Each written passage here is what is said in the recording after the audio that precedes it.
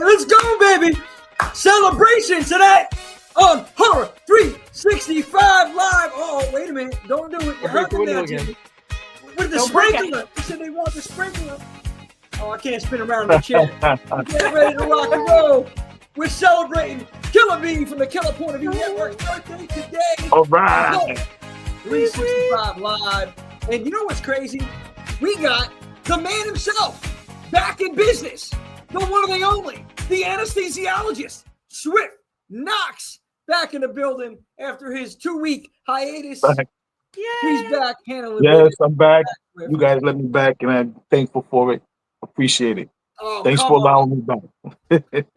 We're happy to have you back, bro. And then Gabe joining us. For me, it's a 3 or 4 week hiatus, but that's why they ain't us because they hiatus again. Okay, yeah, he's already starting out of the gate. He's coming out of the gate swinging.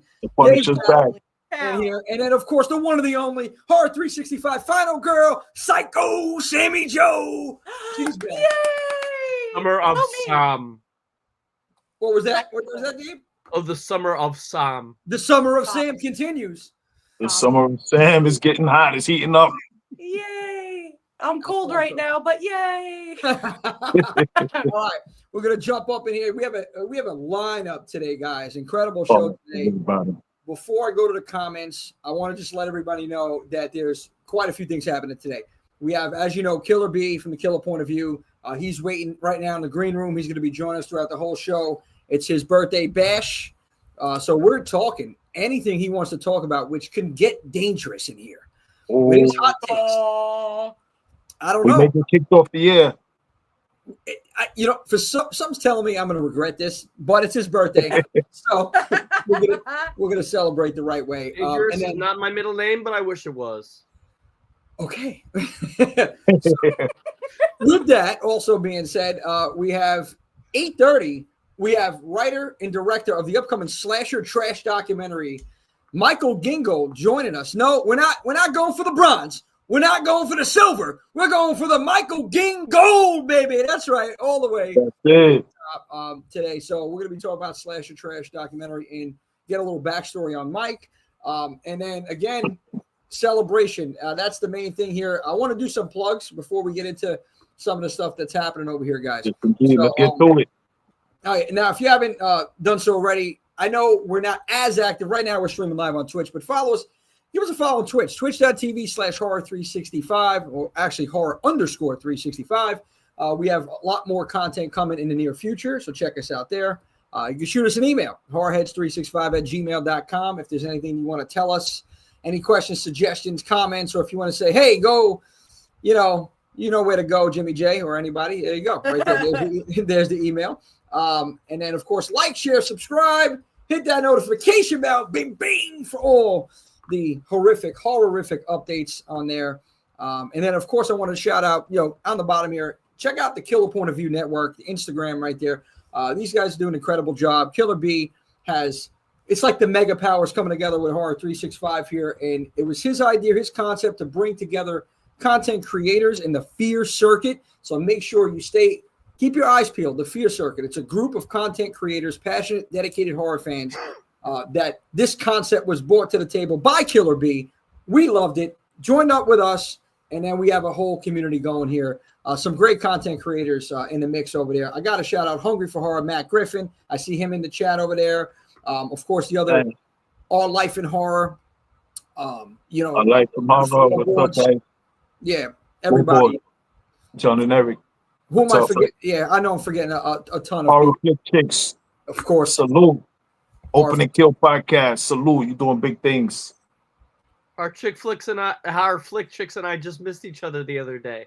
We were both at an early weapons screening, the same one. Oh, each other.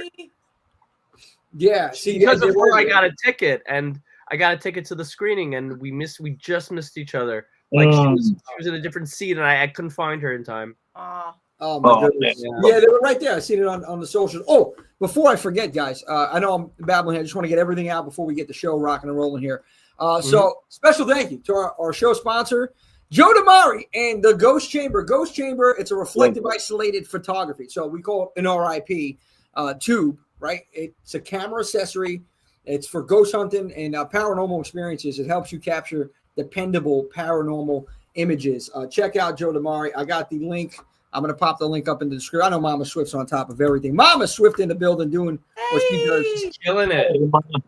Better than anybody else. Mama Swift. It is the greatest moderator of all time, Mama Swift. That's it. The one and only. She's holding it down, so I appreciate that. Holy moderator's going to moderate. Thank you. 100%. Thanks, so we Ma. those links. Thank you, Ma. And then, of course, guys, we have, and I know I'm off the rails here because there's a lot going on, but I definitely want to promote the upcoming event going on this weekend, okay, for Horror 365. We are going to be at the Emmaus Theater.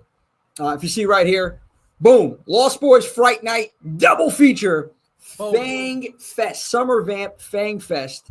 It is going down 8 p.m. Doors open up 7:30. Tickets are super affordable. I mean, online with the Eventbrite fees, I think it's 18 and change. You're getting a double feature, but you're getting an experience. You're not just getting, a movie screen. You're getting skits. You're getting raffles, free raffles at that. You're getting entertainment, costume competition. So this is well worth the money. I know we're in the dog days of summer. There's a lot going on. But if you're in or around Emmaus, PA, definitely got to check us out. I wanted to show these couple of videos before we get Killer B on here rocking because I want to give him the floor. I want this to be his show. Mike's coming on. And then after Mike leaves at 9, Killer B's taking the floor. And we're in for something. I could feel it. It's going to be one of those nights. So this is a combined total of roughly around 3 minutes. But we're going to go 1 and 1 here. Take a look at some of these promotional videos, guys. If you haven't seen it, we're going to start off with Johnny's video here. Take a look.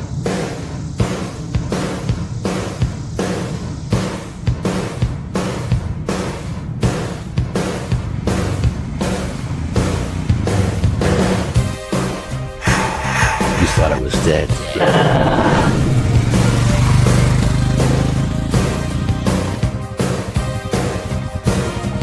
I'm back and looking for new blood. Join me and the rest of the Horror 365 crew as we take over the Emmaus Theater for Fang Fest. One night only, back on the big screen, you get to see cult classics like 1985, Fright Night, 1987's The Lost Boys. Come on out, wear your best vampire gear, horror gear, or any cosplay that you enjoy. August 9th, Emmaus Theater. It's time to join the club. I see you there.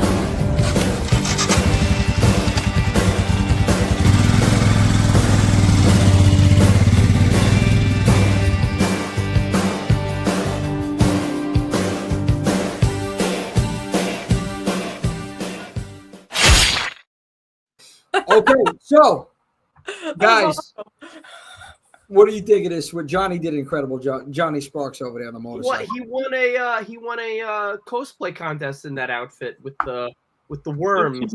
Yeah, he was amazing. Yes, he did.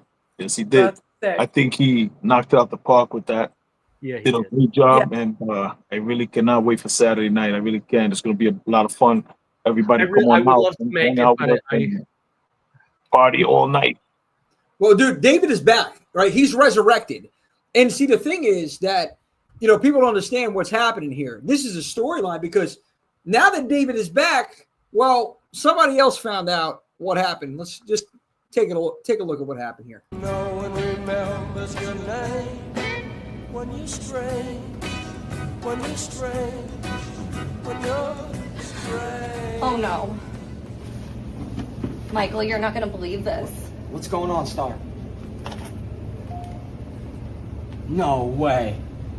There's no freaking way. I watched him die, Star. I'm sorry, Michael. Star, I gotta go put an end to this now. No, where are you I'm going, Star. Michael, I'm going. no.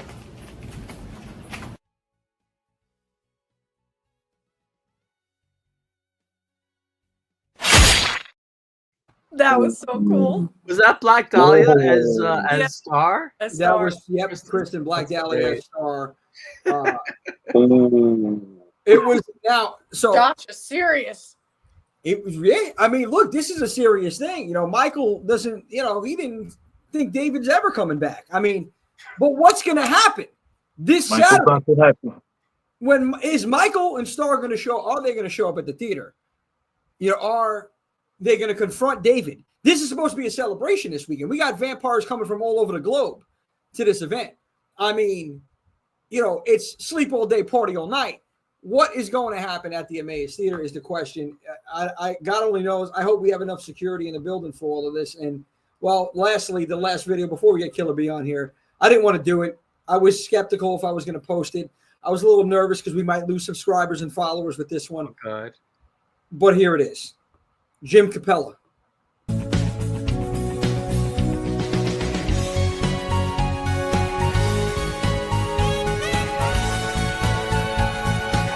Oh, you better believe, and you better be amped, because it's time to get vamped. Emmaus Theater, August 9th. We're gonna sleep all day, we're gonna party all night.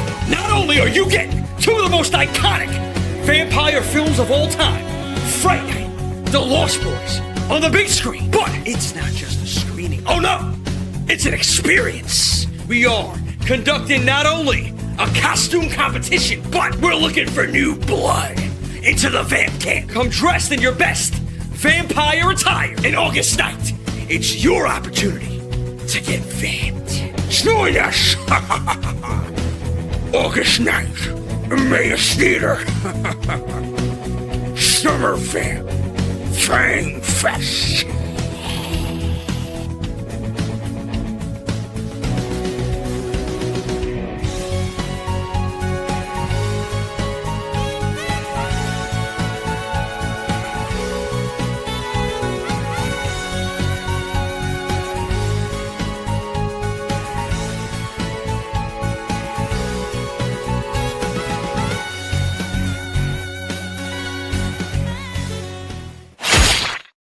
I swear to God, I don't know what Look I'm out thinking. those moves. Jimmy, you're supposed to take your shirt off for that saxophone solo. I am extremely disappointed in you. I wanted to see those Mussolinis. Let me tell you something about these Mussolinis, okay? You got to pay for them, Gabe. So if you buy a ticket at the Emmaus Theater, hey, the shirt might come off. I had to call a guy that knew a guy, and he said, yo, listen, we're a little short on baby oil because Diddy ordered the rest of it. But he has an extra bottle. He's bringing it to the theater, and yours truly, I might get lathered up. Who knows what's going to happen over there? You're more like The Rock because you're bald. All night for sure. Oh, yeah. Oh, it's going to be It wild. pays to know people. By the way, I figured out what's going to be at the Emmaus Theater. It's a 24 Lost Boys crossover. It's called The Lost 24 Hours. The Lost 24 Hours. Because it's Kiefer Sutherland. Kiefer Sutherland? No, I forget. Yeah, it's that. Gabe, you're on a roll, Gabe. You're just really on a roll. I'm on some roll somewhere. So here we go. With that being said, we got to introduce the man of the night right here. It's his birthday. Let's go. Let's do it. To the one and only Killa B. It's your birthday. There he is. Happy birthday. Yes, Savannah. Go. Thank you. Go. It's Go. your birthday. Go. Go. Go. It's your Now I have birthday. a serious question about for your birthday. Seriously? What do you prefer? Cupcakes or ice cream cake? Wait, say that again. Cupcakes or what? Cupcakes or ice cream cake? Or ice cream cupcake. Oh, Okay. there it is. Ice cream cupcake. I love ice cream, so I go ice cream cake. All right, we gotta get some ice cream. I got to remix it. That's it. Let's do it. You can Jimmy, find them on the Jimmy. live on Horror 365. Oh, here we go. Anyway. What do we do? Killer B, welcome. How you doing, man? Happy birthday. What's going on? Thank you, thank you. First, Jimmy, I gotta say that was a crazy Diddy joke. That was crazy. Ooh. Did he really do that? Did he really do that? Swift, love your shirt. Sam, I also love your shirt. Love Thank 13 you. Ghosts. Killer point of view product right here. Life's a Twitch, Tourette syndrome. Love that shirt also. Thank you for Everybody wants this shirt. something. Check out the Killer point of view. Definitely. Thank you for having me on. I really appreciate this. No, Of course, for your family. How can we not? Absolutely, man. And you know what, dude? Since day one, you've been a supporter, a community supporter, and you're just a good dude all around, man. You help everyone out. We appreciate all your help that you've provided us with Horror 365 and everyone else out there, man. So today, it's all about you, man. I want to give you the floor. I want you to talk about anything that you want to talk. I know this is dangerous. This is Killa B with a live mic saying whatever he can say here. This is a problem. You know, we got some people already chiming in the comments all the way in. Oh, my goodness. Yeah, All Life in Horror says happy birthday. Yeah, Thank you. Sam and Brenda, what's up? Rick Paulton in the building. Rick Paulton, what's up? What's happening, Rick? Becca Holt. Hey, Rebecca. How you doing? What's up, Barbie girl? And happy birthday as well from Becca. Thank you. Matt Griffin, happy birthday. Hungry for Horror. Matt Griffin. Thank you. What's up, Matt? What's up, Nicole? More Killa B. Rick Paulton says happy birthday. Johnny Sparks in the building. Sparks. Johnny. Lady Tara Tiny's in there. Happy birthday, Killa B. We got Tiny. Thank you. Yep. And we're rocking. And I think that's under the floorboards. Yo, fellow youth. What's up? Fellow youth, them under the floorboard. What's up? Man. Oh, Brandon. Brandon. Hi, Brandon. What's We up, miss you, buddy? Brandon. I hope you'll be there next week at Monster Mania. We miss you, man. Missed you last time. Yeah, definitely. It's been a while. Nemo Burns. Nemo, what's up? Yo, is nobody gonna talk about the hip work that Jimmy had in that advertisement right there? Is nobody gonna talk about those moves? Come on, what are we doing here? I think there's a reason we're not talking about them. We're trying to forget it. Thank you. Thank you, Gabe. What's up? Listen, I mean, although I gotta say, pretty fly for a white guy. I mean, hey, for me, it's pretty fly for a rabbi. Yeah. Okay, shalom. Okay, Lee's in the building. Happy birthday to the man, the myth, the legend. Much love, Brian. Thank you, Miss B. Thank you. We got Miss B in the house. What's up? Thanks for coming. You see, Killa B's birthday brings everybody out. Absolutely. So much love. Still early. It's still early. Iris Salcido. Hey, what's up, Iris? That's my Titi. Titi. Oh, hi. What's up? Thank you. Iris Thanks for coming out. Siri. Hey, y'all. Just want to hop What's up, on. B? Beta. B. Sweet How's dreams. everything, Beta? She did such a wonderful job last night Yeah. on Gabe. Yeah. on the Foreign Bodies show. They got every Tuesday night on IG Live. It's Veda and his page. I love They're that. talking foreign horror and body horror. And it will rock you to the core. It will make you have nightmares, and they're completely killing it. I did. Please, 5 p.m. It's more of a daymare for me. I'm not ordering Chinese food anymore after that. I Oh, can't. no. I thought I heard about It's a wrap. dumplings. And I'm like, why is all these movies named after Chinese food? Dumplings and something else, pork buns. I'm like, what is going on here? Oh, I love pork buns. I'm a terrible Jew. I'm just kidding. You're terrible. Tony, what's up, buddy? In the building. Tony Masari, what's up, brother? How you been? Yeah, but you know, guys, Killa B, this is your show. I want to start it off before we get Mike coming on here. I want you to talk about whatever's on your mind right now. Get it out. The floor is yours. This is your birthday, and you'll complain if you want to. I'll start off light. Okay. Since we are going to talk about slashers in a little bit, what's everybody's favorite slasher of all time? Oof. Ooh, of all time. Let's see. All time. You just slashed me in my heart with that one. I don't know. It's That's pretty tough. Just slashing my brain cells.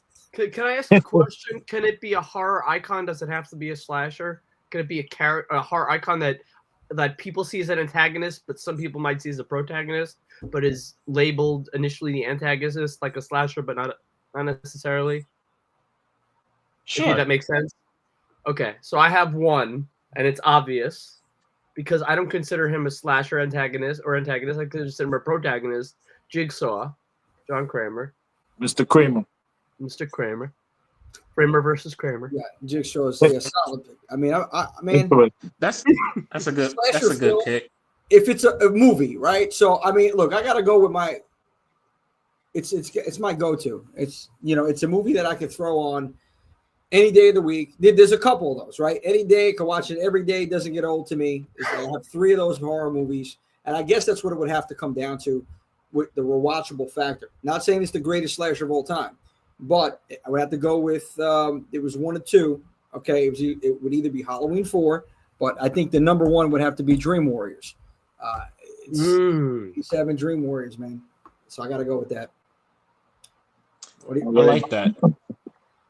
What do you think? What do you got, Swift and Sammy? Let's see what Sam says. I'm conflicted between two, and it's probably obvious which one I'm going to pick. I don't know if you would consider Scream like a slasher. Yeah. Yeah. Okay. Yeah, I know I would everybody is like Ghostface too. different when it comes to like their perspective of what slasher movies are, but that's obviously my go-to. And then my second one would be anything with any of the Nightmare on Elm Street, just because anything with dreams messes me up, and the idea of all those kills were just so brutal. It's honestly the only few slasher movies I can watch and actually enjoy. Like Saw and stuff, I enjoy, but it makes me want to vomit at the same time. So yeah. I'll be honest. I love all the Saw films, but of the slasher films, I'd say like I mentioned in the past, Michael Myers is not Halloween for me. Dr. Donald Pleasance, Dr. Loomis is Halloween for me. Yeah. So as a slasher wise, in terms of sequels, I love certain Nightmare on Elm Street sequels and Scream sequels so much that I would probably go there too, Sam. I would also probably go there because Wes Craven's New Nightmare and some of the later, all the Screams are just such. So I hold on such a pedestal that I would probably go there too. I feel it to my core. I agree. Well, I want to shout out Mrs. over here says, of course, Dream Warriors. And happy birthday, Killa B. Thank you. I appreciate it. Okay. Well, right now, guys, we have a gentleman going to be joining us momentarily. Right, I'm going to introduce him right now. He's the writer-director of Slasher Trash. We didn't go for the bronze. We didn't go for the silver. We went for the gold. We went for Michael Gingold. What's going on? Gingold, welcome. How you doing, man? All right, how are you? Hello, good evening. All's well. Thanks for coming on. Oh, my pleasure. Thanks for having me. Yes, thank you for joining us, Mike. I'm sorry. I know we have quite a few people on today on the live stream. We appreciate you taking the time out for us. How are you doing today? I'm good. I'm still recovering from the Fantasia Film Festival. 2 weeks of total craziness in Montreal. It was awesome. They have a lot of great film festivals in Canada, like some really nice ones. Yeah, this one's the best. This is it's my favorite festival. It's like my summer camp every year. Oh, awesome. Every year around this time they have it. I'm assuming August. I definitely got to get up there. I've heard a lot about, like Gabe, like you were saying, there's a lot of conventions up in Canada. Definitely got to check that one out. Mike, I know we're not going to take too much of your time, but I definitely want to talk about Slasher Trash, get into that. Before we do that, I want to get a little bit of background, for those that don't know, about yourself and how you started out in the business, if you don't mind sharing that with the fans. God, I guess I started when I was in high school, and I started doing a Xerox fanzine called Scaraphernalia because, this was ages before the internet, and I was the only really diehard horror fan I knew. So this Xerox zine was kind of my way of communicating with other fans and other people who were enthusiastic about it. And then while I was in film school in New York City, I started writing for Fangoria, and I joined the staff in 1990, and the rest is history. Wow. Nice. Yeah, Fangoria. Yeah, wow, that's a long time. You're still working with Fangoria? Yeah, I still write for them all these years later. There's been a couple of bumps in the road, but yeah, I'm still in there working for them. It's been a great ride. Oh, that's incredible. That's a long time. You've been in the business a while. What are some of your, I guess, most defining moments? Like, what moments to you all this time dealing with horror? I mean, you've seen a lot of transitions from the 80s, the 90s to nowadays. What stands out to you the most? Oh man, that's a tough. I know. Well, one thing, I'm just about to talk to Guillermo del Toro about Frankenstein for Fangoria. Oh, that looks so good. I've been around long enough that I remember the very first time I heard about this little movie called Kronos by this new Mexican director, and people at festivals were starting to rave about it and seeing it and thinking, this is great. And, not even though I loved it, not having any idea what an incredible force he was going to be. So that's been kind of the fun thing. And I started as a managing editor in the early 90s when horror was really ebbing because everything was going straight to video. A lot of, horror wasn't getting a lot of respect. Not a lot of horror was being done. And then Scream came along and Blair Witch Project and Sixth Sense, and it revitalized the genre. And I've seen it just get more popular from there. I mean, horror has a place of respectability now that it didn't back when I got started. So it's been great kind of seeing it gain in popularity and respect over all these years. That's well said, and I agree with you 100% because we've seen that, and it was almost like frowned upon back in the day. And then, now I would say, and I've said this plenty of times, I think we're living in the best decade for horror. And I love the 80s, but I think right now we're getting there's an abundance of content, and we're getting a lot of independent films out there, and you're starting to see a lot of passionate filmmakers create some magic on the screen, and it's booming, in my opinion. Oh, I agree. There's been so much good stuff in the past couple of decades. There's been some bad stuff too, but that's true of any decade. But any genre. Yeah, exactly. And but the variety of horror that's being made, it's like there's I despise the term elevated horror. But you have filmmakers taking horror into dramatic areas they didn't used to necessarily. So it's been exciting to see it keep on going. 100%. I want to give the others the floor. If you guys had any questions for Mike before we get into slasher trash. I got a question. Go ahead, Killa. It's all you. What was your favorite horror film growing up? Well, the one that really got me started was Halloween. Because up until the age of about 12, I was afraid of horror movies. I couldn't really watch them. And then in 79, I started seeing them in theaters, and I saw Halloween, and it scared the hell out of me and made me love it. Still my favorite horror film to this day. So that was the one that really kind of, defined me as a young fan. It was great growing up in the 80s because John Carpenter had a new movie out practically every year. So I became a huge John Carpenter fan, seeing The Fog and Escape from New York.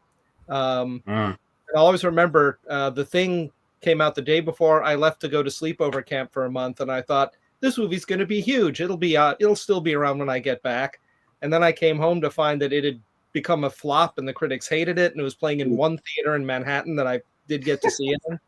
And again, now it's this incredibly respected classic. So another sign of how times have changed. Yikes. Oh yeah, definitely. Awesome. Mike, I want to thank you for coming on, man. My name is Swift. I met you a couple weeks ago at the Final Exam Horror Trivia event. Oh, yes. And, yeah. So I want to thank you so much for coming on. Sure. And thank you for everything you're doing. But I want to know, what is it about the slasher film that made you want to tackle this project that you have coming up, Slasher Trash? Like, what is it that this is what I want to do? What is it that draws you to it? And Slasher Trash, what is it that's drawn you to that, for you to make a quest to get this information out to all of us horror fans? What is it about it? Well, to be honest, the people behind this project came to me. I'd been interviewed for their documentary In Search of Darkness a while ago. It was several years ago, and portions of that interview have appeared in a few of the installments there. And we were just talking a lot about 80s horror, and so when they decided to do one devoted to slasher films, they asked me if I wanted to be involved. And slasher movies are it's interesting that they're kind of the defining genre of 80s horror, because there were a lot of different kinds of horror movies made then. You had werewolf movies and ghost movies. You have what I call the children of Alien, all the Alien knockoffs. But slasher movies kind of defined the genre in a lot of people's eyes because they were the most controversial kinds of horror. You had a lot of people going on the warpath against them. You had Siskel and Ebert devoting an entire episode of their show to putting them down.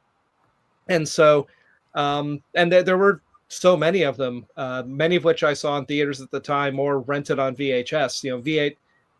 Video is just becoming a major force in horror.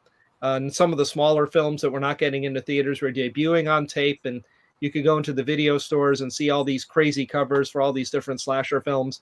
So it was really interesting to me to kind of do a deep dive back and take another look at these films, and some of which were big releases and popular, some of which were not so much. To which I should add, this Slasher Trash it's not about the Freddy and Jason and Michael films and the ones that are kind of household names. These are the films that were kind of on the next level below that, some of which were major studio releases like My Bloody Valentine and Happy Birthday to Me, but are movies that the general public doesn't necessarily know as much about. And we're trying to aim this at both people who love these movies and people who might be curious about them and want to know more about this trend and what defined it back in the 1980s. Slashers, my opinion, it's the biggest subgenre of horror, and I don't know what it is about it. I mean, I love it, and many people love it. I don't know what it is about this subgenre that people are attracted to. I don't know if it's just the rawness, the grittiness of it. If it's just a lot of people I find getting behind the killers in the films. A lot of times, also, you notice with some of the slashers, you almost feel sympathetic for some of them because they've been through some trauma and now they're retaliating, and this is like some sort of revenge. If you watch, thinking about it, Terror Train comes to mind. The guy, people were bullied, and now I think Slaughterhouse is another one. No, was it Slaughterhouse? No, Slaughter High. I was thinking of. But a lot of these movies, that's what happens normally. This is like revenge. I don't know what it is, but what do you think, Mike, as far as slashers go? Why do you think this is such a popular subgenre? I think because you can kind of identify it with a little more, because even as ridiculous as some of these movies are, it's a more identifiable scenario than a vampire or a werewolf or some other kind of monster.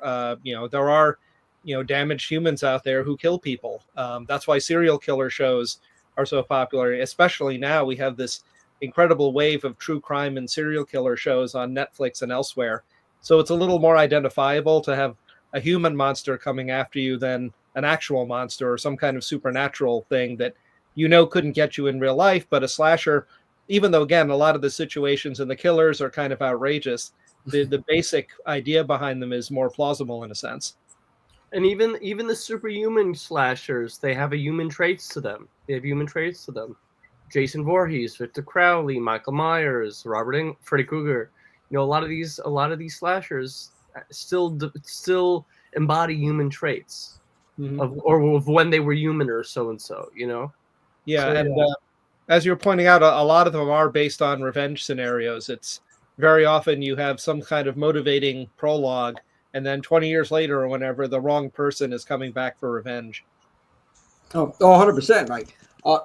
This, I think the campaign, it's 7 days left on the campaign. We have popped up the link down in the description. We're trying to spread the word for you about this project. A lot of people were talking about it after we had popped up something on socials for it. So when is the projected release date for this? I don't know if you guys announced that. We're looking to release it late next year. Once the crowdfunding is done, we're going to really start jumping into production and start assembling our list of talking heads. Our cast, basically, the people we're going to be interviewing. I've already talked to a couple of filmmakers who've made classic slashers who are on board to do this. And we're trying to get a really good mix together of people who made these movies and people who are experts on them to really kind of get a diverse look at the making of these films and why they've endured for so long. I don't believe we have an exact release date yet, but we're looking for sometime later next year. Okay, that sounds good. Somebody, Dr. Rick says 70s Italian giallo movies are some of my favorite slashers. So stylish, and the kills are art. Absolutely. Yeah, it's interesting. I was actually involved in another project a while back, and part of it was kind of defining what's the difference between a slasher movie, a psycho movie, and a giallo movie. And what we came up with was slasher films tend to focus on the victims as they're being stalked. A psycho movie is a movie where the focus is on the killer.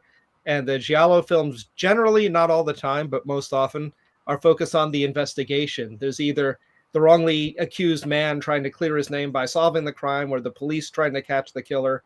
But in the 80s, which is the era which we're covering, there were some giallos that kind of crossed over to become slasher films, like Stage Fright is a great one.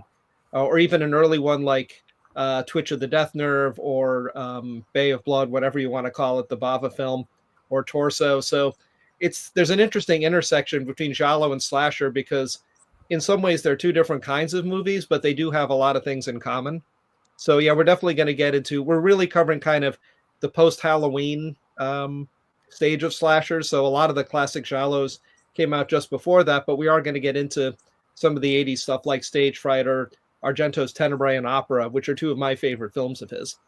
Wow. Yeah, because that or so 78. So you're looking predominantly 80s, some 90s. I was going to ask you, that was my next question. Like, what could the fans expect on this documentary? What do you guys, how deep are you diving?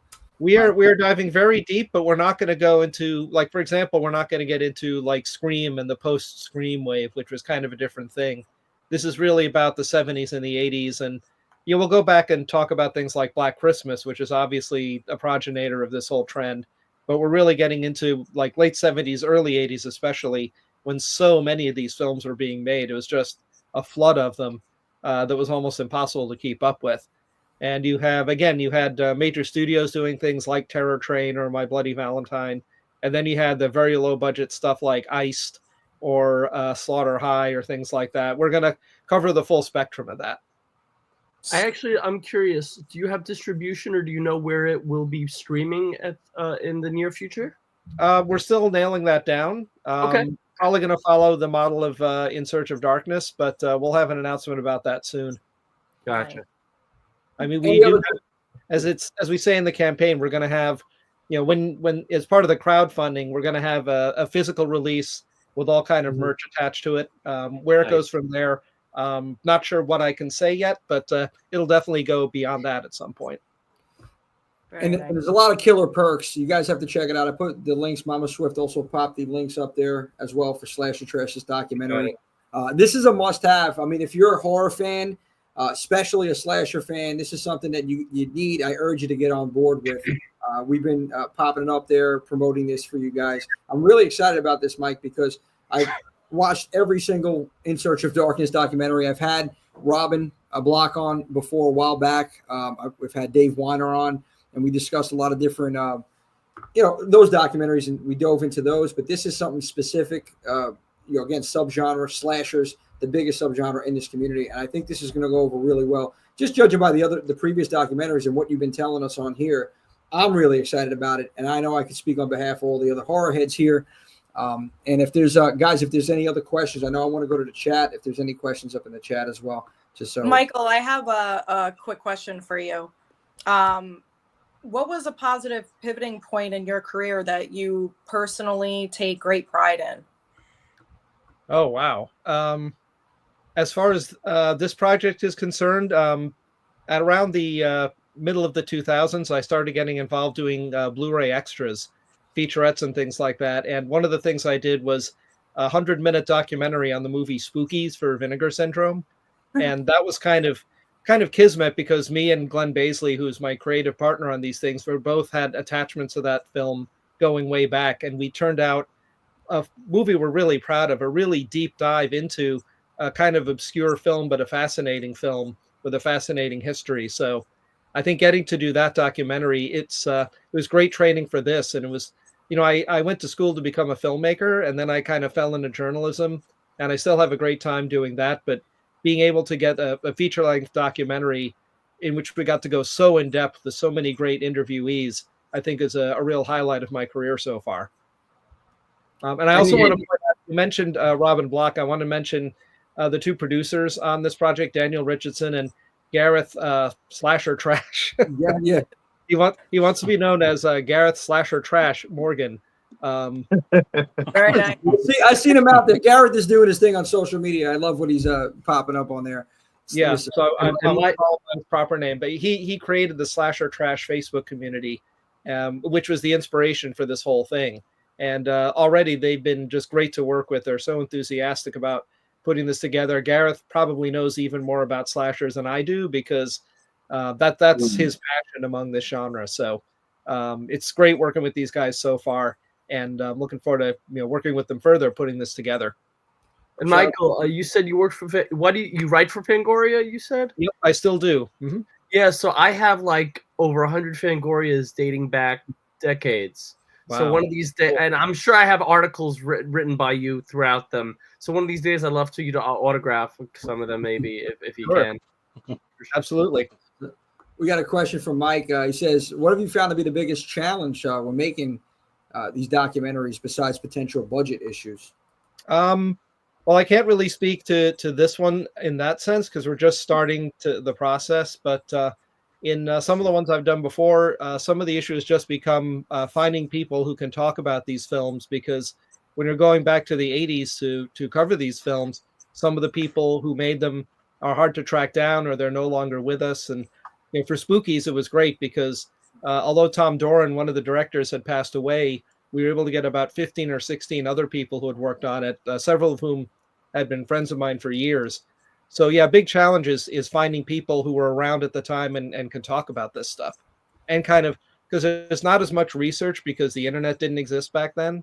So it's a little harder to research that kind of thing. So having people who were there and worked on these films is invaluable. And that's one of the things we want to do with Slasher Trash, is talk to filmmakers who were around during that period and can speak to the production and also the trends that were going on in slasher films at the time. One thing I can say is we're going to kind of do a focus on Canada, because a lot of these films came out of Canada. So we're going to try to talk to some Canadian filmmakers about what it was about Canada that spawned so many of these movies.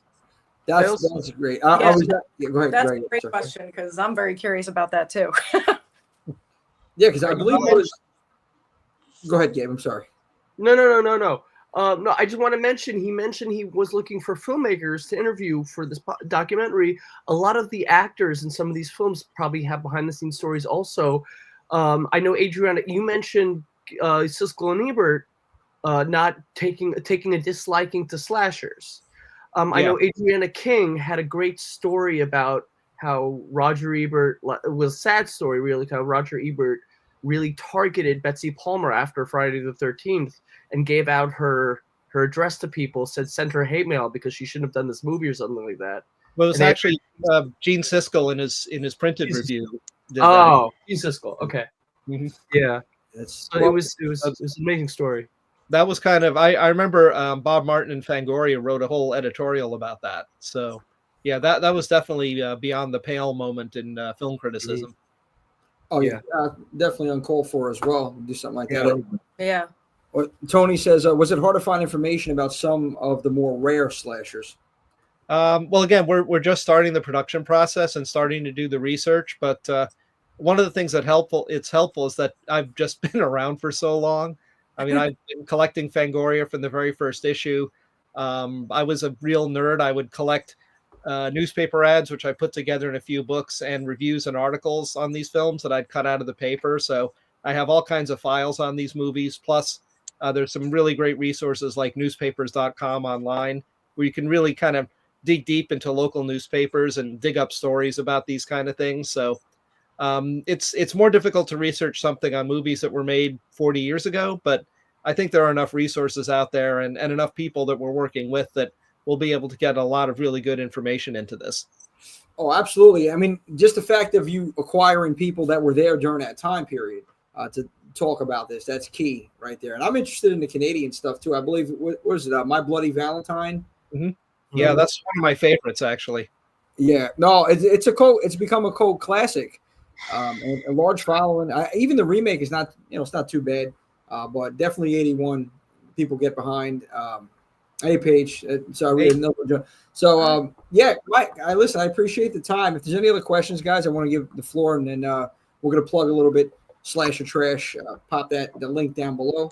Just making sure everybody asked. You guys good? Girls good? How about you, Paige? You got any questions? Any questions from my friends? Right now, I just wanted to know how it was to write for Fangoria. I love Fangoria magazine. It's been great. It was next to being a filmmaker, it was kind of my dream job growing up. I bought the very first issue when I was 12.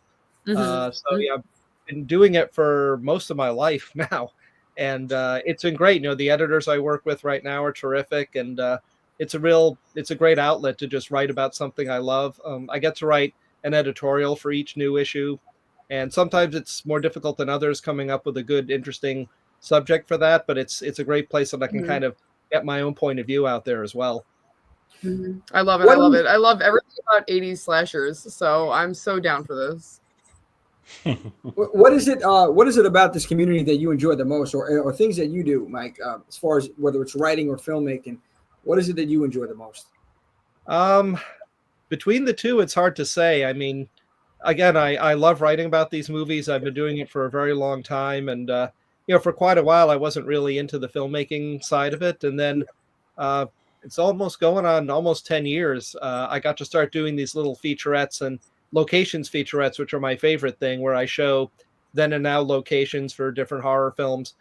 And it's great because I can actually shoot a lot of it on my iPhone because, the iPhones now can shoot broadcast quality video. So there's a real joy in kind of running around in an area, finding these locations and shooting them on my phone and putting it all together. So that really kind of scratches the filmmaking itch. So that's been one of the most fun things I've been doing for, say, the last 8 or 9 years, I guess. Isn't technology amazing? You don't have to walk around with a giant camcorder like back in the 80s. Everything's on the iPhone. They filmed, I think the new movie, we were talking about 20 years later. I think. Yeah. iPhones, yeah. On a bunch of iPhones. And it's great because, like, I can go to a place where if I had a camera on my shoulder, they'd say, hey, you can't film here. But if I'm just holding up my iPhone, it's like, oh, it's just a tourist taking pictures, So it's an advantage, actually. Yeah, very incognito. Exactly, yeah. Man, let me tell you, I can't wait for this project. Sorry about that, Jimmy. I really can't wait for this project. Like, I can't wait to hear more about My Bloody Valentine, about Madman, all of these movies coming out of Canada that I love. These slashers, lesser known, but they're cult classics and everything like that. But I know it's in good hands with you, Michael, because your IQ, the work that you put in the community is unmatched. Like you had us, you were killing us at the trivia a few weeks ago. Like your IQ is really up there, and I can't wait to see what you have in store for us. Everybody really consider buying this thing, and we got the link. We got the link in the chat. Buy this thing, support, because it's being put together by a man who really knows his stuff and he really cares about this. He's a dedicated lifer, and I can't wait to see it, man. I already bought it. Cool. Everybody, you need to go. Please come back, because people like this is who we want to hear from, because they've been here. They've been in the industry. They've been in the horror community. He's seen the horror community from back then to what it is now. Like now he's doing the interactive things. Like he's really dedicated to this. Yeah. So, Mike, I want to thank you for that. And, you bring a lot of joy to all of us. So thank you. And I really can't wait to see what you do. Thank you. You're welcome, Mike. You definitely do, man. This community, I always said it, one of the best, no, actually the best community I've been a part of. And teamwork makes the dream work. We're community supporters, and we keep promoting out there.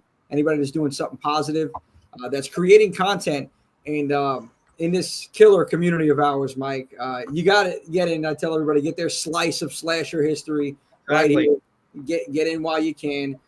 Before I let you go, I got one. Tony said over here, do you know about any slashers that never got made or finished?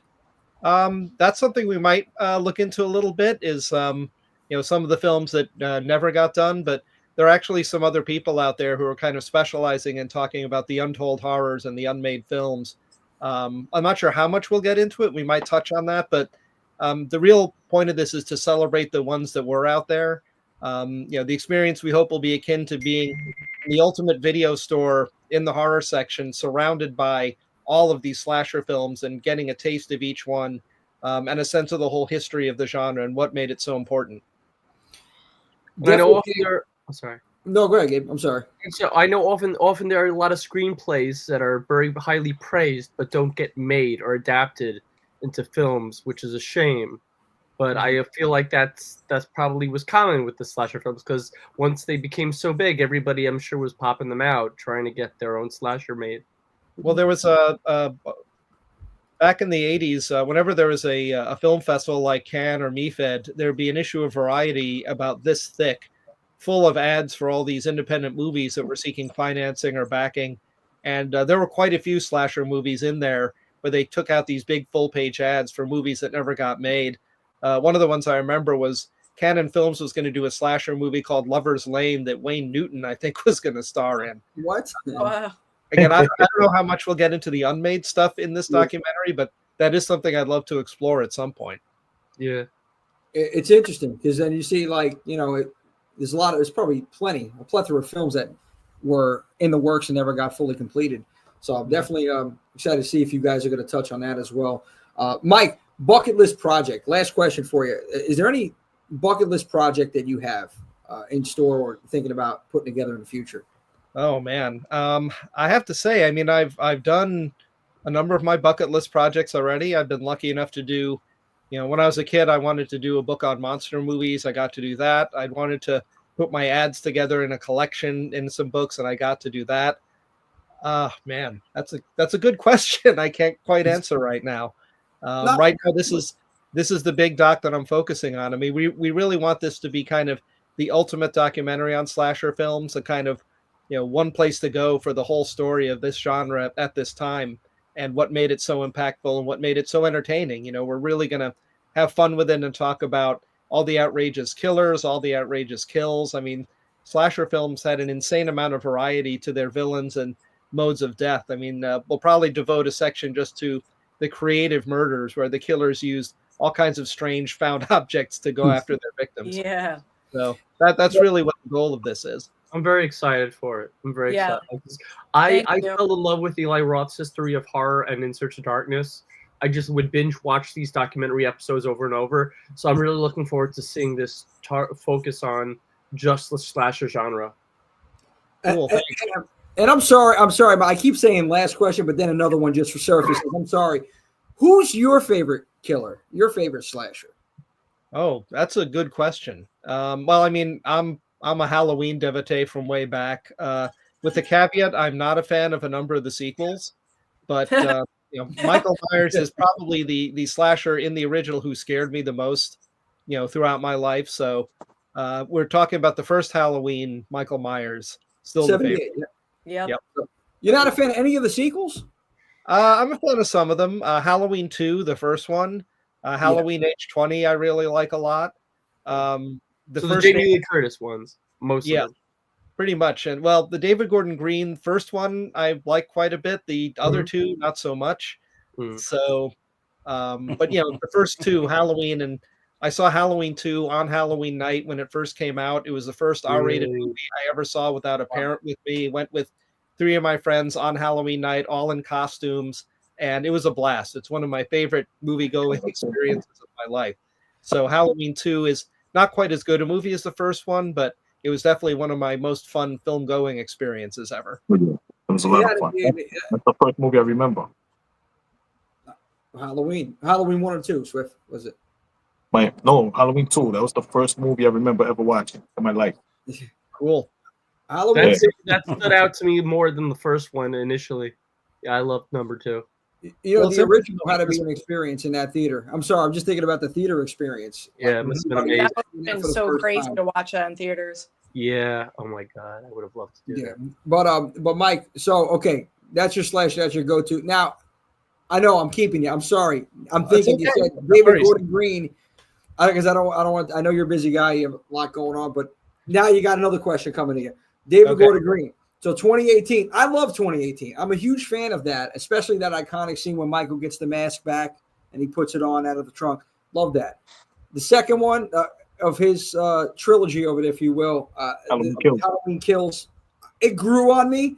But the real question here, Mike, what about Halloween Ends? What are your thoughts on Halloween Ends? Maybe this isn't the place for that. We can stay back to the coffee shop. Not all night. I appreciate they tried something different. I don't think it works at all.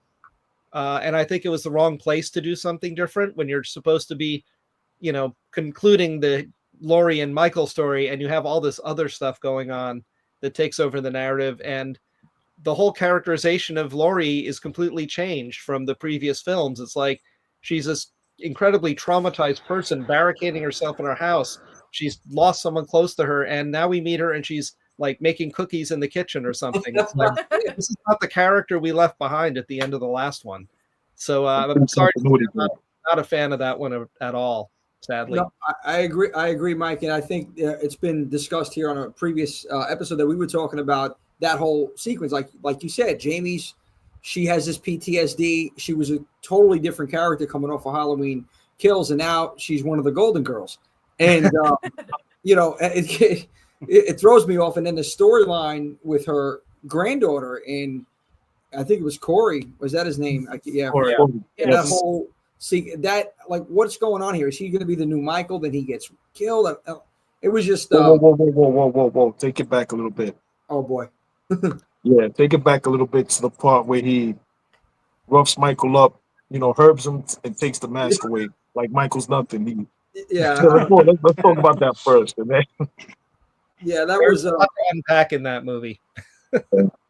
I never understood. I mean, if they were going to make Corey the new Myers because of the trauma that he's dealt with from the community after what happened with the young boy, that would have made a little more sense. But then Michael ends up killing him, so it completely disintegrates. That's what I thought that they were going for at first when I was watching it. I was like, all right, maybe this is a curveball, and they're trying to make Corey the new Myers over here. I could see that being a possibility, and I can excuse that type of change in the storyline, but nope.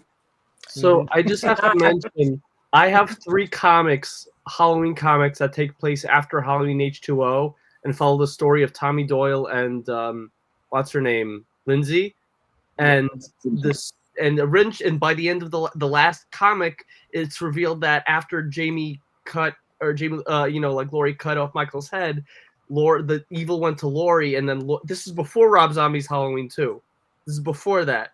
And they found out, and then they locked up Laurie after Laurie was the one who was doing all the killing in these 3 comic books, and then she was locked up like Michael. It was cool at the time because nobody ever thought of that. So this was long before Rob Zombie, long before these other sequels, and I thought it was a cool and dark comics series. It was only 3 issues, but it constantly folded back into Dr. Loomis's story with Michael in the asylum, which was such a cool thing to see. Mm-hmm. Yeah. Well, I think that I still think that Laurie's characterization in Halloween H20 makes a lot more sense than in the David Gordon Green one, especially if you're retconning all the other movies out of existence. I think H20 is still underrated. I think it's probably the best of the sequels. I do think it's underrated. Good, Swift. What were we saying, Swift? It's definitely a lot of fun. I saw that at the movie theater when it came out, and it was a jam-packed theater, jam-packed auditorium, and the crowd was going nuts. This was like my best movie-going experience ever in my life at that point. I was young, and the crowd is just going nuts, screaming, having fun. It was a lot of fun in the theater. When I watched that movie and she comes out with the axe in the moonlight of her school and screams, "Michael!" I still get shivers. It's just something about I guess the follow up. It was supposed to take place. Was it after the original or the second one? I don't know the storyline in that because I know there's many different timelines in Halloween. But I remember seeing it. I don't know what you think about the Curse, but the Curse is very dark. Curse of Michael Myers, and then that whole Curse of Thorn series 4, 5, and 6.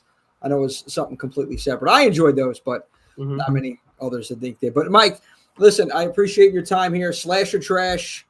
You got to get on now. 7 days. Okay, lucky 7. You're in luck. We're giving you the heads up. You got to get on there. Links are below. Be a part of this because, and I'm not just telling you because Mike's on the show. I'm saying it because I really, truly, and everybody knows I love horror, and the In Search of Darkness documentaries, they're done so well. And with Mike behind this, with his team, shout out to Dan, shout out to Gareth, with your team here doing this, and with the In Search of Darkness crew behind his Creator VC, this is going to be something special. You're getting something good. They're diving deep. They're not going to, lack of a better term, they're not going to half-ass it. They're giving us something solid here. So you're getting your money's worth. Check out the perks, killer perks on there. We're going to continue to spread the word for you guys, Mike. And I hope you're welcome, buddy. And I hope that we can have everybody, on when this is all out, and we can discuss, maybe even for a few minutes, get you guys back on, discuss the documentary down the line. So, thanks, Mike. I appreciate your time, sir. Also, everybody, come on. I'm sorry, guys. Come on out to New York City and check out Michael Gingold and Ted Gagan with their final exam horror trivia. Oh yeah, come on out, check them out. It's a really good time. You want to talk about it a little bit, Mike? We have another one September. I think it's September 14th. But look up Final Exam Horror Trivia on Facebook, and all the details will be there. Nice. Thank you for the shout out for that. So wait, because Swift was informing me about that. So you guys, you're in New York. You're local then. Trivia. I got to make it out there, Mike. I'm not You're in my vicinity. Wow, come on down. We're gonna bring the crew. We're bringing the crew. All We're right. coming out there. Come I on can't out. wait. Well, we'll see. I'm gonna try to make it a point to make it there September 14th. Make a note of this. Yeah, you guys have made a killer team for that. I'm sure. Absolutely. Oh, yeah, we have some encyclopedias on this team, some horror encyclopedias. So, Encyclopedias. encyclopedias. Yeah, that's a better word, Gabe. Thank you. But Mike, thank you so much for your time. We're going to continue doing what we do, spread the word. Have a great evening, brother, and we'll see you soon. All right, see you soon. Thanks. All right, Mike. Thank you. Take Thanks care. a lot. Thanks for coming. Thank you. All right. He's awesome. What happened to Paige? Did Paige tune out? Yes, yes. Don't know. I don't know what happened with Paige. There's a delay on her end. Bridge, September 14th. I'll definitely check it out. Thank you so much. Super, what's up? I'll see if I can make it because I was asked. Somebody got me a media pass to work New York Fashion Week, and I'm coming back from Israel the 12th of September, and then this Ooh. guy wants me to work his media crew in New York Fashion Week. So You a busy bee. always. Oh yeah, always. Hey, always on the case. Not always, but a lot of Hey, times. what's up, Scott? Scott building. What's going on? Scott, go to the chat real quick. Okay. Nemo Burns, everyone. Let's Oh, yeah. do it. Let's do it. All All right, right, Frida. Let's go. Was that Let's do horror? it. Oh, horror. Well, bar. That could be it at the bar. It's bar horror, baby. Yeah. Bar horror. Let's do it. Let's do an event at Frida, Brooklyn. Let's go. We're going there. We got the best bartenders in the game. She's serving them up. Make sure you tip your bartenders. Paige. And she said, Depending how hot they are, I might give them more than the tip. No, I'm just kidding. Oh, boy. Gabe, we're trying to Yikes. Sorry. Okay, well, we got, I don't know, what is it? Simply, I can't pronounce this one. Is it Slim? Yeah, okay. Oh, Simply Unique. Hey, what's up, Unique? Hey, Chicky. I love the podcast. Very dope. Thanks for coming out, Unique. Appreciate you guys. Mike was awesome. I didn't want to keep him too long. I said it was going to be half an hour. We kept him a little longer than that. I try to But he was a good trooper. He was very sweet and Very very sweet guy. like Awesome. explanatory with his answers. I like that. Yeah, very very detailed. thorough and very deep. Yeah. Yeah, I mean, you got to expect the man. He's a journalist. He's a filmmaker. So I kind of expected he was going to get into some detail, which is awesome, and explain everything a little further about slasher trash and about his journey. It was cool hearing. He's been in the business for so long, and I can only imagine what he's seen since the. It's an honor to have him on. Yeah, no, it was great. It was awesome. Hopefully, if we got to, I know you're local over there, Gabe, you're over there too. I want to make it out to one of these trivia nights out there. Let's Definitely, get Killa B out here. Let's go, Killa. we need everybody out there. Are you coming to Montsumania next week? That's a long trip. Oh, where do you live? Where are you from? Midwest. Oh. Yeah, he's out in the Midwest land. Everybody, I would have bought you a birthday drinks, man. I would have gladly bought you birthday drinks. Oh, One day. We got John starting it up. Here we go. I predict Starting why is trouble. the Friday 13 remake better than the OG? Even one of the best in the franchise. I agree. Starting John. trouble. It's all you, Killa. It's all you, Killa. Oh boy. John, why did you have to start this? Plant the seed and watch it grow. I That's seen a birthday somebody gift. earlier in the chat said that the remake was their favorite in the franchise. I believe. I think I seen that earlier. The remake. Yeah. The remake is better because personally, I think Jason is the best Jason in the franchise. He's more than just this monster that's walking around. He's he's like a hunter, which I really like. The kills were great. I think the cast is great. It was definitely funny. And you could tell that they definitely paid homage to a lot of the previous Friday the 13th films. So that's kind of a cheat code as well. But I don't know. To me, it's just the perfect horror film in my eyes. I agree in a sense with some of the things that you're saying, but I just can't. And I say this respectfully, though. No, They're respectful to me. Now I know that I'm not alone. Jimmy Killer B, I agree with you. I also feel the same way. There was a reason I didn't like you, Gabe. It's one of it's one of my. It's the remake is one of my more favored installments of the Friday the 13th franchise. I'll admit, it was better, and I like it better than a lot of remakes too. Not just the original, and I love Derek Mears' Jason. He's right. Killer B's right. He did such a great Jason. He was this hunter. He wasn't just a killer and a slasher. He was a hunter, and the deaths were so unique, and he is the perfect size to play Jason. I mean, like we had Kane Hodder, who was a great size. Then we had Ken Kersinger because he was taller, but Kane was broader. But Derek Mears was just the perfect person to cast as Jason. And and Swift, Sam, and I are seeing him next week. He's going to be in Monster Mania. So I got him some Jason masks I want him to sign. But he was just, and it's funny because he has the sweetest voice, and he plays Jason. You know what I mean? He's like this. The Rob Zombie remake. I actually like the sequel to Rob Zombie's Halloween better than the first one. I don't know about you, Killer B. Sorry. Well, we're still on this Jason thing right now. Oh, sorry. I forgot. We're not getting off that easy. You brought up the comments. I just thought I'd tune into that. Mike, Mike, I don't know which one you're talking about. Mike says cut the nonsense. Jason was a goddamn force in that movie. Are you talking about the remake? He's talking about the remake. Well, he wasn't. He was barely existing in the original. Well, duh. Yeah. I mean, one second. Yeah, duh. Mama Voorhees was a force in there. By the way, I guess this is what you did. You just caused a tornado in Central Jersey. Super Storm said there's a tornado there, and that's great. Yeah, Sam. Hopefully you're good over there. Sorry, but if my thing goes black or whatever, I'm out. I'm done. No blackface here. No blackface here. This is what happens. Just mine. Yeah, right. In mine. I'm sorry, guys. But from the never mind. I'm not going to say. Agree. I agree with Mike. What Mike said. Mike said something I highly agree with. Well, came all the nonsense out, and he was just a damn force. Simply unique. I always like Freddy more than Jason, but Jason scares me in a special way. Wait a minute. Simply unique.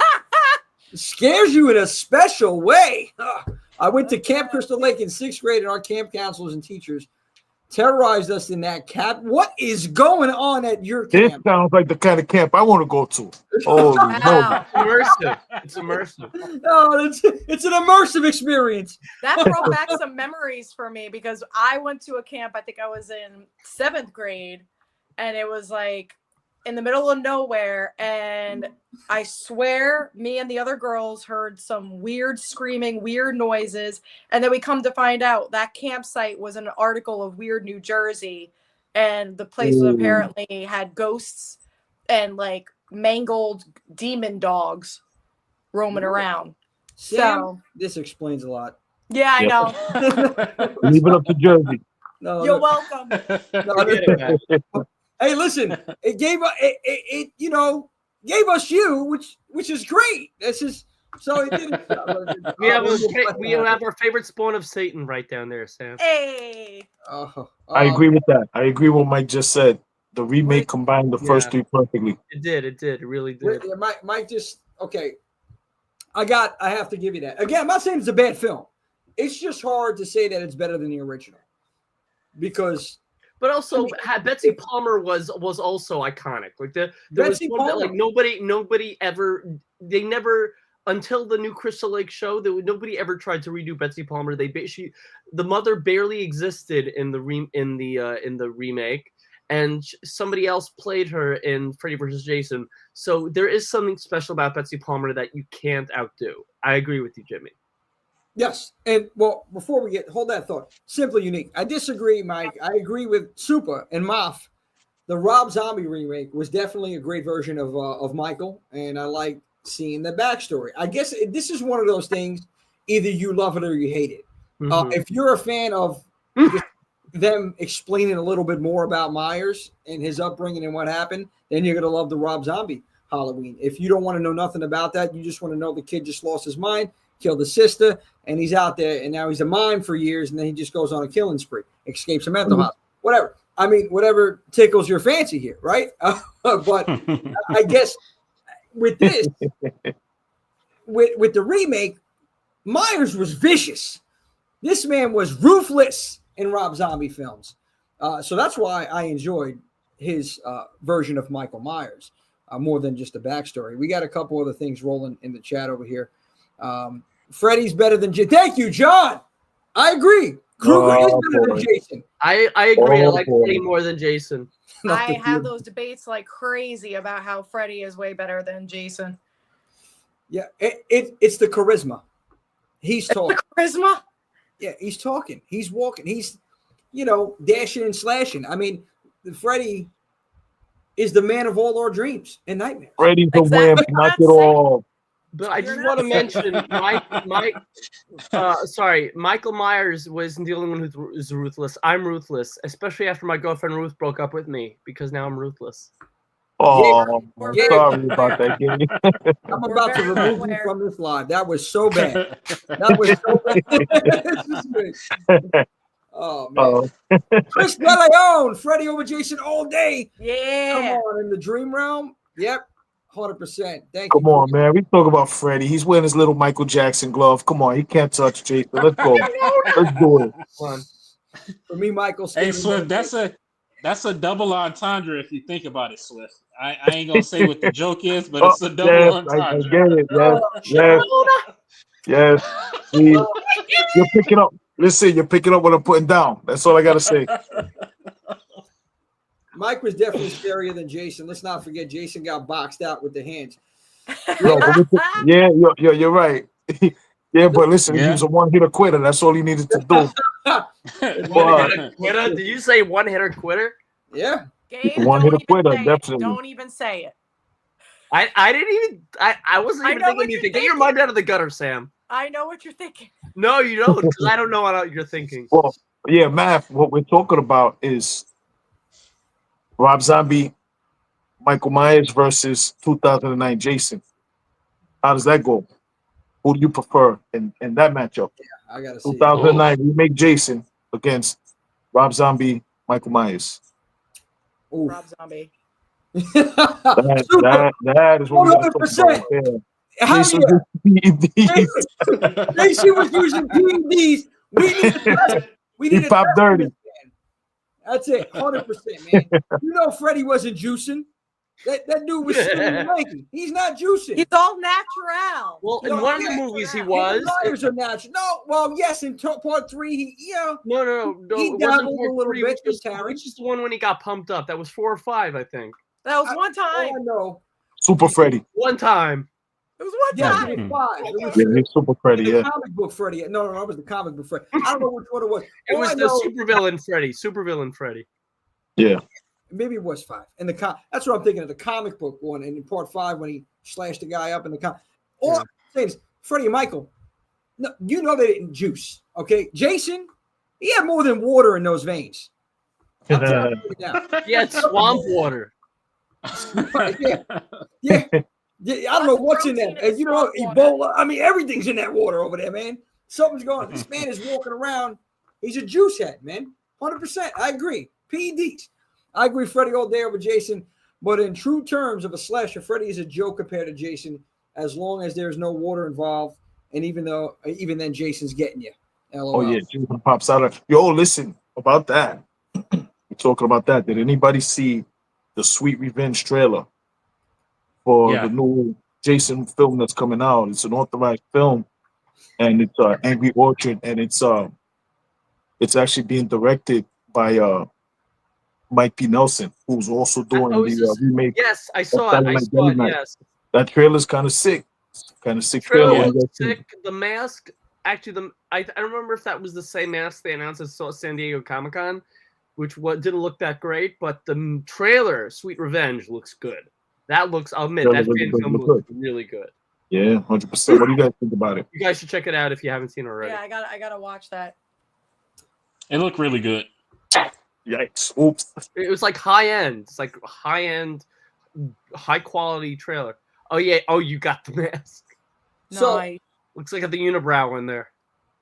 Jason's got a unibrow. So That's it. So do I. it. Well, that's the new mask. Yeah, this is the new one. That mask is shit. I don't like it at all. Oh, Yeah, agreed. Straightforward. It's garbage. Excuse my language. It's garbage. I'm sorry. I know we have some. And I expected more from Greg Nicotero because Greg Nicotero is doing it. I don't care who's doing it. I don't care if Tom exactly. Savini did it. I don't care if Joe Schmo in the corner or Bobby Bebots down the block at the club is making this. Like, it's not. There's no way. There's no way. That mask is garbage. Garbage. Wait, It's a knockoff. Jimmy, what's So garbage? that mask is basura, bro. Jimmy, Yeah, I what's can speak a garbage little about? Espanol. That mask, basura. Okay. So like you're on Jersey Shore. Garbage. I'm sorry, the New York accent came out. No, it's actually it sounds Jersey. The Brooklynese. That's what they call it. You're a Brooklynite. You're a Brooklynite. But listen, Rick Polton said something over here. I got to go back to his comment over here. Okay, talking about the Slick Rick here. Both were vicious and really big dudes. Myers was 6'9". I think Jason was 6'6". Rick, you got to do the introduction to these guys coming to the ring. You know the heights. What are the weights? My man, drop the weights in here. They're around the same class. This is the Battle of the Behemoths. This is the headliner. This is the main event. This is like Hogan and Warrior back in the day. This is like Savage, This is Rock and Austin. This is Jason and Myers. And I don't know. I don't know who I'm going with here. Actually, I do know. I'm going Rob Zombie Myers. I know. I feel like I'm shitting on 2009 a lot. But anyways. There is one thing I love about Jason, the original Jason, and I think there was one sequel that made it obvious as something fans were contemplating for years, is that Jason is a Deadite. I think that just the fact that it's in the same universe as Evil Dead is a really cool thing. Mama Swift, garbage. It is. Everybody's going to the garbage train, man. Look what you created, Jimmy. Look what you started. Look what you started. And listen, I don't understand it. You want me to go full Guinea? I'll go full Guinea here. That's it. What is this? How much more Guinea can you get? Yeah. What does Guinea mean? Yeah, forget about it, Gabe. You don't understand what I'm talking about. Forget about it. I got you. Forget about it. Hey, you're talking too much. Please, see freaking this guy over here, man. This guy, come on, can't even have a show with him. If you don't know, you don't need to know, baby. This guy talking. Well, ignorance is bliss. All this garbage over here. I'm gonna go get a coffee and take a shower in an hour. Come on. Anyway, Greg is one of the greatest effects guys in history, which is true, Rick. And that mask is extra embellished. Also true, Rick. That is what I'm talking about. Oh God, here comes Jimmy being more Dominican than Italian. I know a little bit. Que lo que, Jimmy, que lo que. Italian. Chocolate. Vamos. Bueno, vamos mira la película en Película. I got it here. Yeah. Halloween. What were we talking about before? I sound like Hugo Savinovich when I was saying something, Swifty. That's what it was. I was on fire with it, though, man. I know a little bit of Espanol. I know more Spanish than Italian, surprisingly. But anyway, biblioteca. I only speak English, movie references, and puns. So I gotta give. This is Killa B show. Killa B, please take the floor, take the mic away from me. I'm gonna shut mine off. You go, man. That's steering wheel, brother. I'm enjoying this. I'm enjoying all of this. So don't stop. That's his birthday gift. You think we're here to entertain you? Oh, boy. I want to hear, Gabe. I want to hear a hot take. Oh, a hot take from me. Okay, so. Oh, that was great, Gabe. Anyway, Sam, what were you thinking? I'll do the obvious. What? I'm joking. Go That ahead. went over my head. I'll do the obvious Saw franchise. One of my favorite Saw films is actually one of the the most hated. It was actually 7. Saw 7. It actually had the ending I was hoping for years. It wasn't even the film itself. It was just the ending. Just made me so happy to see Dr. Gordon back. Also, I am one of those guys that loves A New Blood in the Jason franchise, the Friday the 13th franchise. Most people hated A New Blood or don't like the whole psychic thing. I thought it added a cool new element to the franchise that nobody expected, and that was very unique. Yeah, very unique. And I like unique takes on pre-existing things. That's why, like, there's a lot of movies that, You know, they say like, people complain about original horror and stuff like that. Like, I don't know if you ever seen the Autopsy of Jane Doe. Yes. Yes. That was Yes. so One of good. the greatest witch movies ever made, but you don't like. It's like the twist is not even the twist of what the girl is. It's the story behind it, and it's just like I like stories like that where it's a pre-existing concept or pre-existing type of character like a witch, but it's an interesting spin on the legend. Right. And right. that is considered original, and that is what I love when they add it to something like a pre-existing thing, like in a slasher franchise. That's why I also like the Cult of Thorn thing in my Halloween. I enjoyed that. I love that. That was great. Like, you know, I don't interject, but I'm thinking about like what you said, the New Blood. I was not a fan of that part, but I did like the Jason getup, and I think it's one of the best outfits that Jason had on in that film. And faces, and the face with the teeth through the cheek was so cool. Yeah, dude, the sleeping bag we seen. I know everybody talks about that, but there was other ones, especially the PO, like the camera when he had the what is it, like the lawnmower, the long thing with the saw at the end of it. It was like a lawnmower, like a weed whacker or something like the weed whacker. And he's coming. That was great. I love that. I know it was a saw at the end. That's what it was. I love that camera shot. Like there were certain things about the movie that I did enjoy. I love when Jason came through the door and just totally demolished that first girl and threw her on the table like her body. It was obviously a dummy, but the way her body hit the table, I was like, yo, it was like the guy that got hit with the machete in the wheelchair. He picked her up like it was nothing. Yeah. You know? The stunts in that film was sick. Yeah. Yeah, I'm curious about that. Like what you were saying, Jimmy, about like, okay, they're dummies, but I wonder if there are any people in the film that like are stunt actors in that volunteer, be like, okay, you could toss me around, you could throw my head up against the wall. I'm sure you could chop me. I know up. some girls that like to get tossed around, but no, anyway. Oh, Gabe.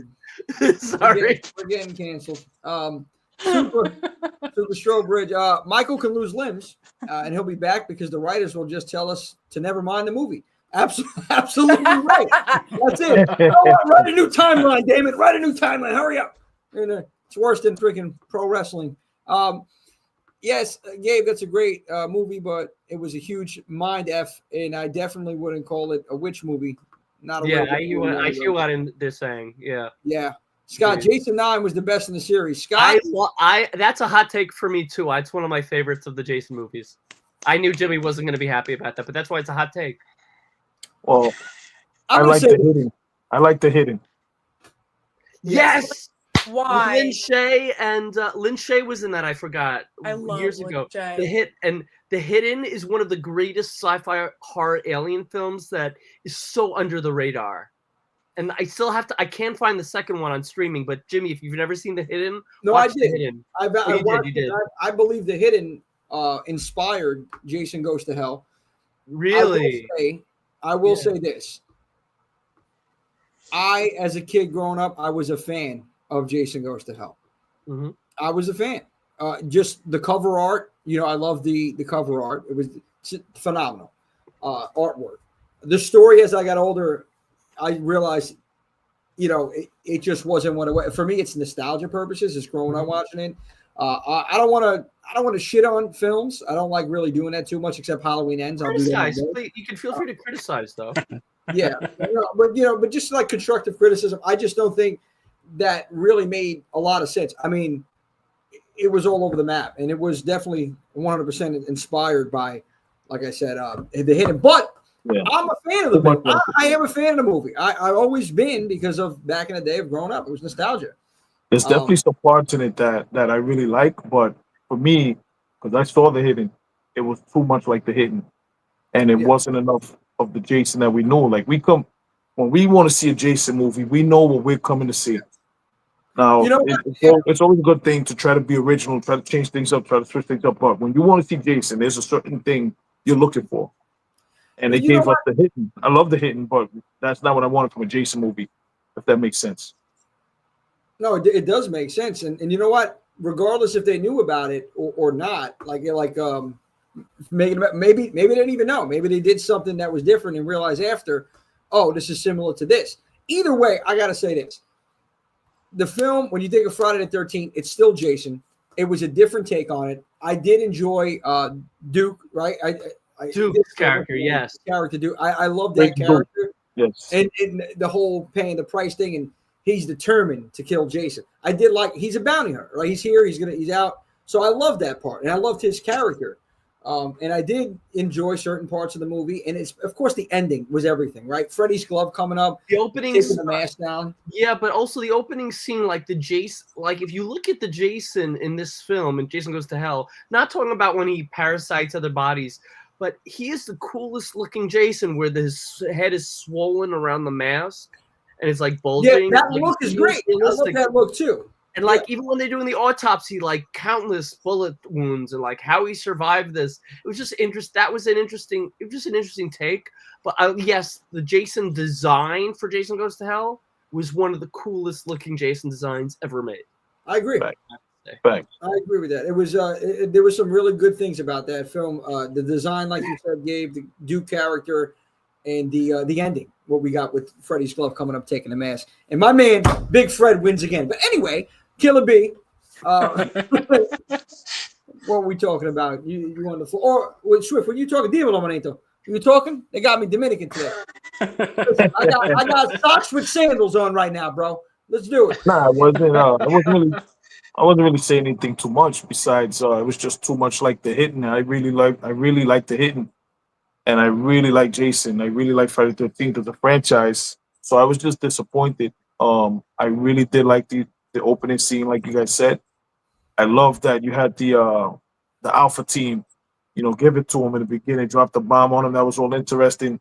When it got stupid was when we have the coroner, getting seduced by the heart. Like that part just didn't make any sense to me. Like what's going on here? And we never really got an explanation about it. We're just supposed to listen, just ride with us. We're going on a ride here. It was just like that.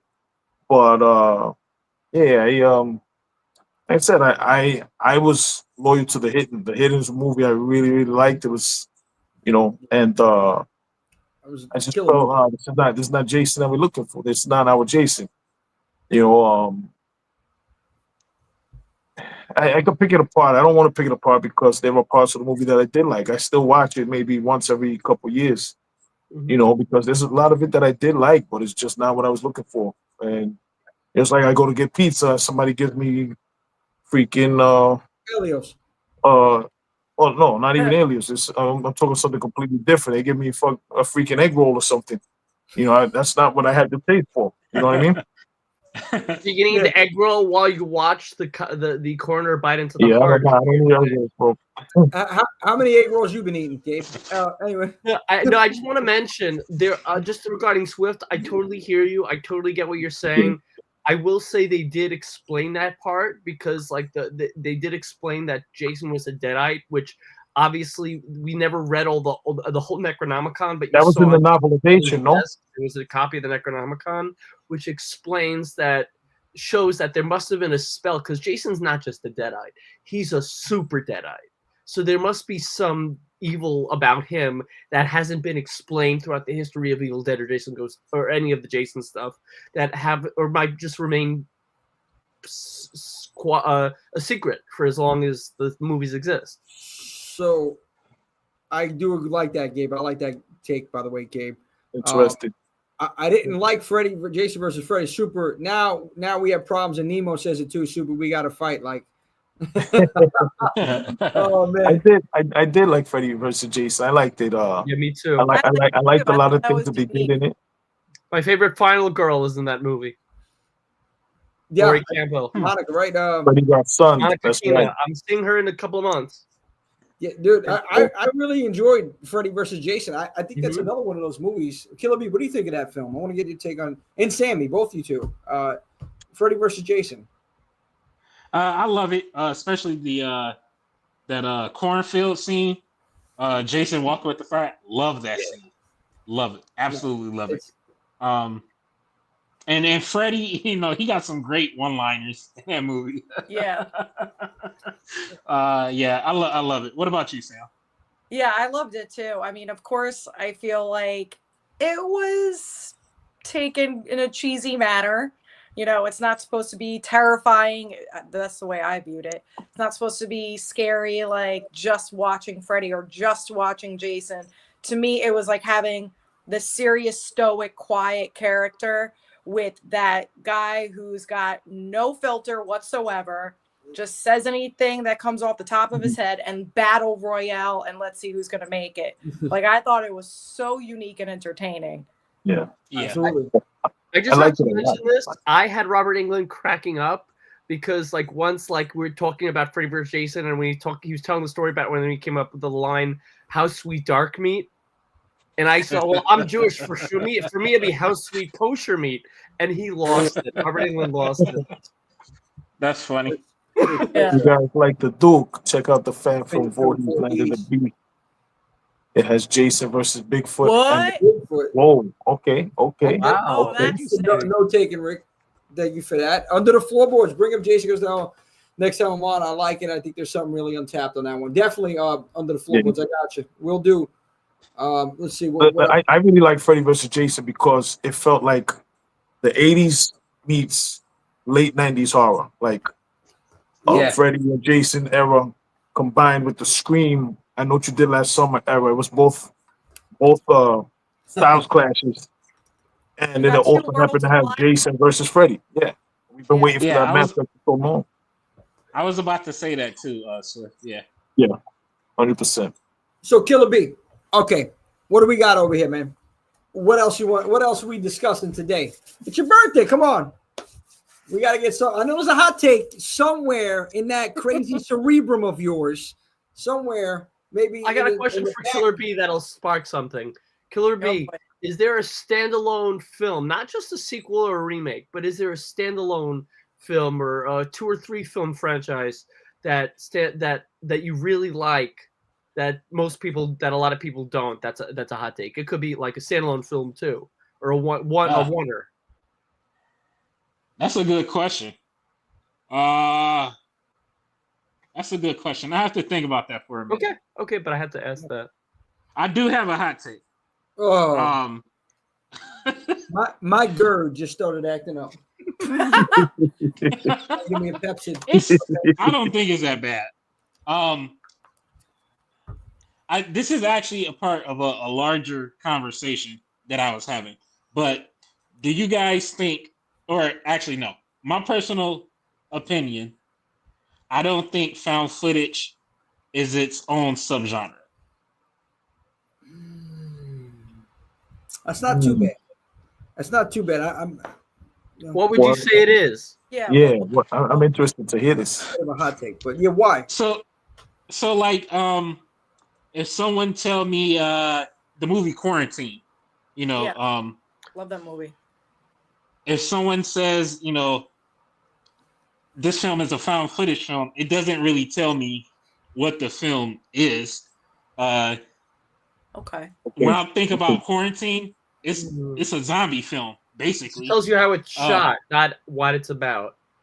Yeah, like to me, found footage is just the style of filming, or it's just a tool used to tell the narrative, or the story or whatever. And it's really because of Blair Witch, it's to make you think that this is real. That's really what it is. And I like found footage, some found footage films. Maybe it depends on the found footage film.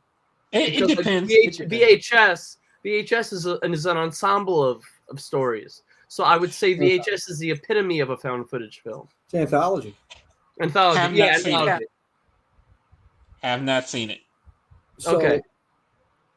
I think, but it is on my list to watch. Though. Wow. You're right, Sam. Bless you. Oh, bless you. I thought the tornado. She's starting the tornado. Come si sente? It's the gimmick. Yeah, it's the gimmick, not the story. That's a fair take. Yeah, no, I agree with that. I definitely do, because I hear that. It really, like, the Blair Witch Project is actually a folk horror in a sense, but found footage style. Yeah. And Hell House is a haunted house movie. Also, we'll see. I like the It's also Bay. demonic. The Bay was one of my favorite found footage. Oh, the Bay. I have to watch it, but I'm afraid because it looks so like it can happen. Yes, like the way they filmed that movie, I think it was filmed in Maryland actually. It definitely was very believable. Like I'm the type of, I love found footage movies, but if it's not something that I feel like I'm in the moment with them, it just seems too like fictitious for me. Like it's just not believable. But the Bay, the acting, the way the camera was shaking, it just seemed very authentic that even when I watched it for the first time, I thought it was like a video, kind of like the Blair Witch or something. Like they found it on YouTube or something, and it's like this catastrophe that's happening in Maryland. But yeah, I highly recommend that film because I think the concept is unique too. I don't recall any other found footage where it's just a contamination of, I think it started with chickens and then the feces from the chickens went into the well water. And then the festival occurred and everybody just started slowly like rotting away. It was like a found footage cabin fever film. Yeah. Yeah. Well, another found footage film that I really like is The Taking of Deborah Logan. Yes. Oh, Yeah, that's a good one. That was a good one. I really like that one. You know what I liked? I liked the Last Exorcism.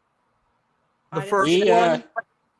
Yeah, that's a future podcast episode, actually. And also, I just want to mention, I feel like the most found footage film ever made is probably Cannibal Holocaust, because that literally is the epitome of a found footage film. It's about found footage. Yeah, those filmmakers actually, they pressed charges on. They locked them up. Yeah. They thought it was legit. Thought it was real. Thought it was real.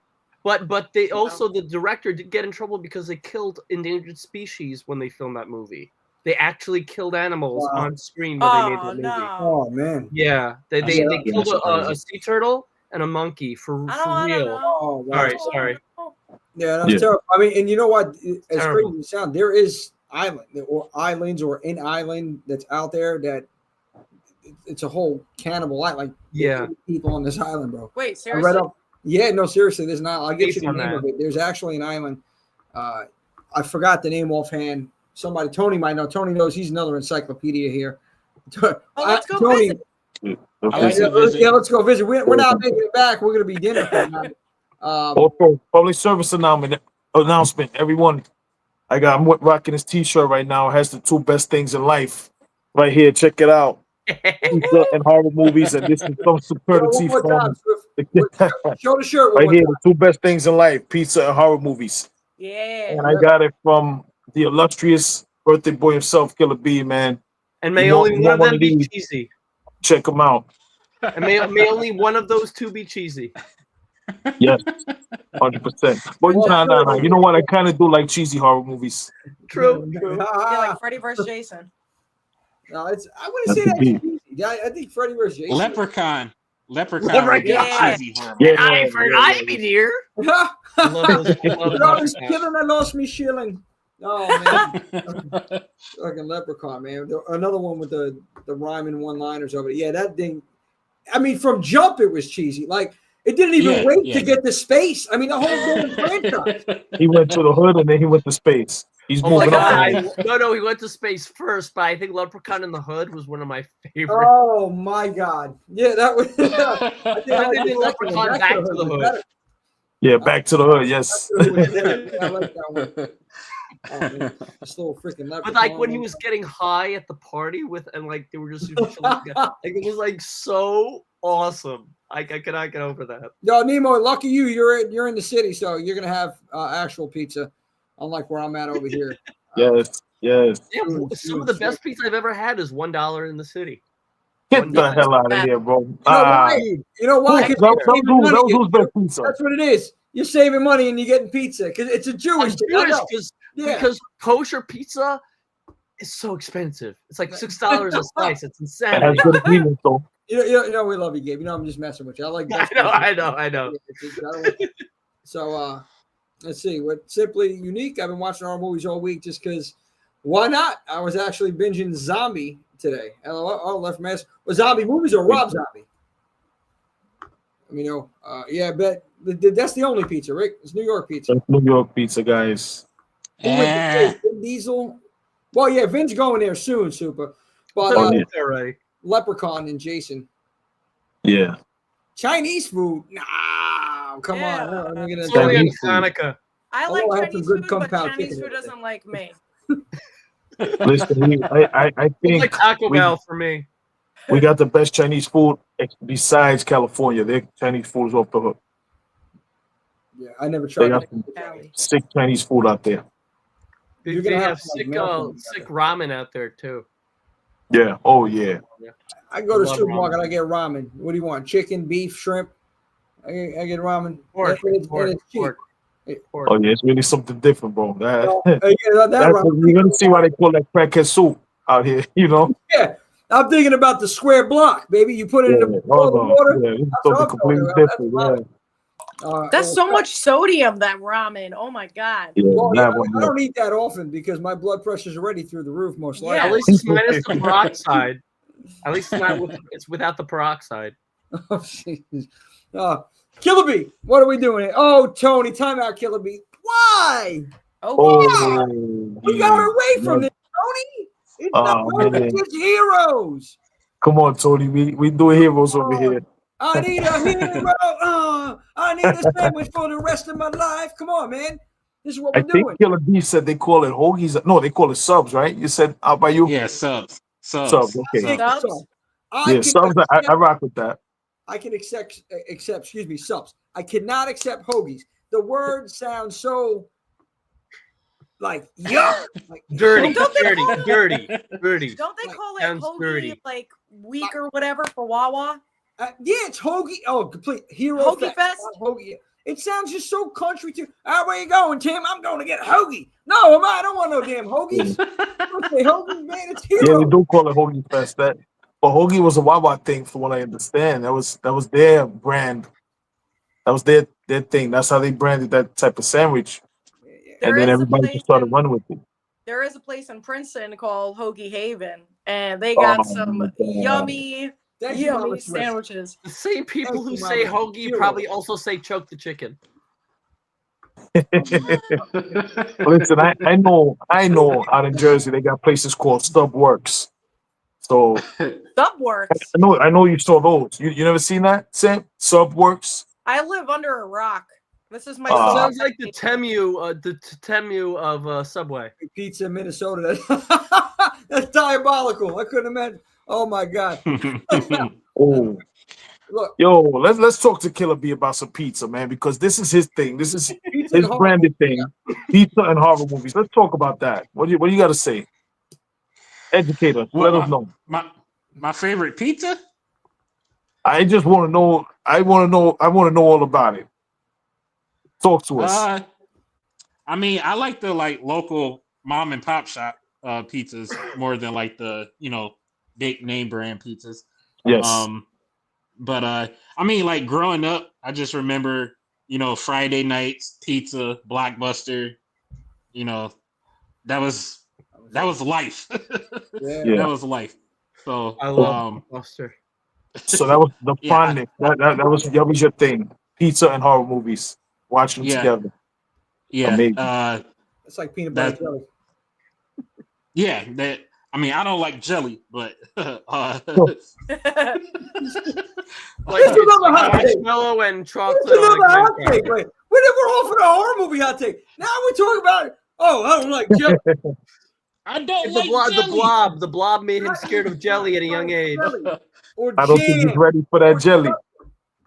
What are you having, like Elvis sandwiches, peanut butter, bananas? Come on, man. That's good. I don't like. I love that, but I like jelly. I like jelly and peanut butter. I can't do. I don't like bananas. I don't like bananas. I don't like jelly. Holy cow! So you don't like banana jelly. You don't like. All he likes jelly. is pizza and horror movies. That's all he likes. Hold on, time out. We got And hot take. They were eating Elio's pizza out in Killer Bee's neck of the woods. Hell yeah! Listen, super. That is struggle pizza. I'll pop a slab of that shit out and cut it in three. Bang! Break it on the stove. That struggle meal pizza right there, bro. That was the 100%. Price is Right lunch meal when we were out of school, it was Elio's pizza, or it was bologna and cheese with mustard, or it was a cup of noodle. That's it. It was all the sodium fucking noodle. No, whoa. Don't forget the Vienna sausages. Don't forget that with the crackers. Why's it gotta be with the crackers? Don't forget about that. Who are you calling cracker? If we're talking struggle meal, we got to talk about that. Listen, it is strong. I remember that. I do remember that, but I'm not a big fan of sausages like you, Swift, and and Gabe over here. I know you roll that way. I don't. But, Yo. It's sausage. Yeah, sausage. So John says, yes, let's overnight L&B Spumoni Gardens for Killa's. Listen, they fell off, though. They fell off. L&B fell off. I forgot, what was this podcast about again? Oh, shit. Look, check this out. Tony's giving us a little education here. The name hoagie likely originated during World War I. I feel like I hear this on a fucking PBS show. Excuse my language. I hear somebody doing a voiceover. The name hoagie likely originated during World War I when Italian immigrants working on the Hog Island shipyard in Philadelphia bought large sandwiches with them. The sandwiches were nicknamed hoagies and eventually evolved into hoagie, what we now know today, which we never need to know anymore as hoagie, but rather hero. Damn it, hero. I think Tony copy and pasted that off Wikipedia. But Tony is the freaking man for that. Tony, with this whole thank you, Tony, with the AI. It's very educational. We need to learn. Build our brain. Educational. It's one of my favorite educated words. For anybody out there that doesn't know what the hell a hoagie is, it's you take a loaf of Italian bread. We call it heroes here in New York. The Northeast, we call it heroes. A lot of these people call them hoagies. Some people might call it subs, like they do in Killa B's neck of the woods. Yeah, take Italian bread. It was actually my prostitute name. Cut, lettuce, tomato, everything on it. Mayo, Hoji was my prostitute name. It was Hoji. Hoji. Golly. There's no more puns the rest of the show. I am. Oh my God. Think the sandwiches that Scooby Doo and Shaggy used to swallow whole. Think that. Yeah, it's a hoagie. Hey yo. Bullet. Bullet. Okay, swallow whole. Bullet. Okay. What's up? That's me. They're talking to me. What's happening? Here we go. What's up, Christine? Thank you. Thanks for coming out. Jesus is the only way to heaven. Yes, Jesus is. I'm Jewish. I know. I 100% agree. But anyway, torpedoes. Come visit me in Philly. I'll take you on the food. Philly has a good food. I'm not gonna lie. Yeah. Yes, they do. Yes, they do. Dude, I love PBS. Read a Rainbow and Wishbone. I'm with you. Simply unique. Yep. Reading Rainbow and Wishbone. Bang. 2 bangers right there. Love that. I don't like that big red dog. It was also Ghost Rider, not Rider. It's Ghost WRITER. I remember that show. Boom. Yes. Bada boom. Boom. Bada bing, bada boom. All right, let's get back on the horror here. We're talking pizza horror. Killa B. What are we getting here? And scene. What do we got? Any other hot takes? Anything? It's the floor shoot. Whatever it is that you want to just bring up, that you just want to talk about. Maybe get off your chest. Maybe something that's new, that's out, you want to discuss. Whatever it is, it's your day, my man. What? Okay. Well, it's a question for you guys. What do you think is missing in today's horror? Ooh, that's a good question. If anything at all, maybe you think it's perfectly fine. Me personally, I think is missing. I don't know, fun. Like I feel like 80s and 90s horror was a lot more fun than it is now. It's just a lot serious and drama heavy. I don't know. Maybe that's just me. No, that's a good point. That's a good take on it too, honestly. Yeah, that is a good take. You guys want to take the floor first, or you want me to go? Yeah, I'll go. I think we actually have a lot of we have a lot of everything right now. Like you got your horror comedies, you have your slashers, found footage, everything we just talked about. You got all of that. You have films right now that are being nominated for prestigious awards, like Academy Awards and everything. the body horror. What's the name of that movie with Demi Moore? Substance. Substance. Yeah, the Substance.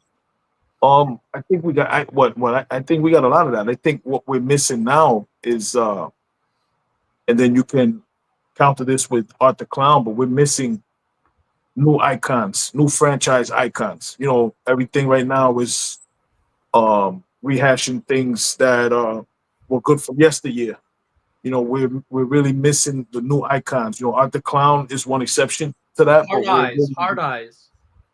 Hard eyes as well. Yeah, let's see how that goes. You know, let's see how that goes. Art the Clown has The some only one right now. longevity, you know, but I really think we're missing new iconic characters. That's what I think. But you know, that's hard. That's hard to nail. Like, you could have a really successful movie like Hard Eyes. Doesn't mean the slasher is going to carry on to another movie. It could just be a Right. great slasher to a film to make. Doesn't mean it's going to carry a franchise. But it could still be a great film, a great slasher. Yeah, I agree with that. I mean, I do, to piggyback off of what you're saying, Swift, I do believe that there should be more horror icons, but following with what Gabe was saying, I think it's also about marketing and making sure financially you have the tools to get the merch out there, to get the stickers, the posters, all the items that have gone viral in Spencer's and Hot Topic that you see from Art the Clown. I think because they worked really hard to make him as viral as he is, he was like the exception to the rule. And I hope that Hard Eyes does eventually become a new type of icon, but I feel that however they marketed Art the Clown was very well done to get him as big as he is right now. And I don't know if Hard Eyes is going to be able to do that, or if any other new horror icon will be able to compete with that. Well, Nemo said Megan is a new icon, which is true. She picked Good point. Good point. Is she really? Even with the unsuccessful second film, they're still gonna do more. I think she's too non. She's not hard. She's No, not she's not hard. horror. She's not hard. She's not hard, but she's still an icon, I guess. But she's still an icon. What? She stands out. She's an Before- icon. She's become an icon. Yeah, I mean, she's got her whole thing at the Halloween Horror Nights. Yeah, that's not. No, I mean, look, And she has a no way I'm huge saying following, Megan's an young icon. and old. She has a huge following, young and old, of people who love. I don't care her. where the following is. There's no way you're gonna tell me whether. I know the little girl. God bless her heart. She's in New Zealand. Okay, over there. I don't care if you have the whole island of New Zealand. Okay, the whole Australia continent. It doesn't matter. I don't care if you have it. They don't like that. Jimmy be hating. Jimmy be hating. Listen, I'll go down under and tell them. The bottom line They is. don't like that. They don't like that. Yeah, that's it. Come on, listen. I'll see. Okay, I'll tell you. I know a thing or two.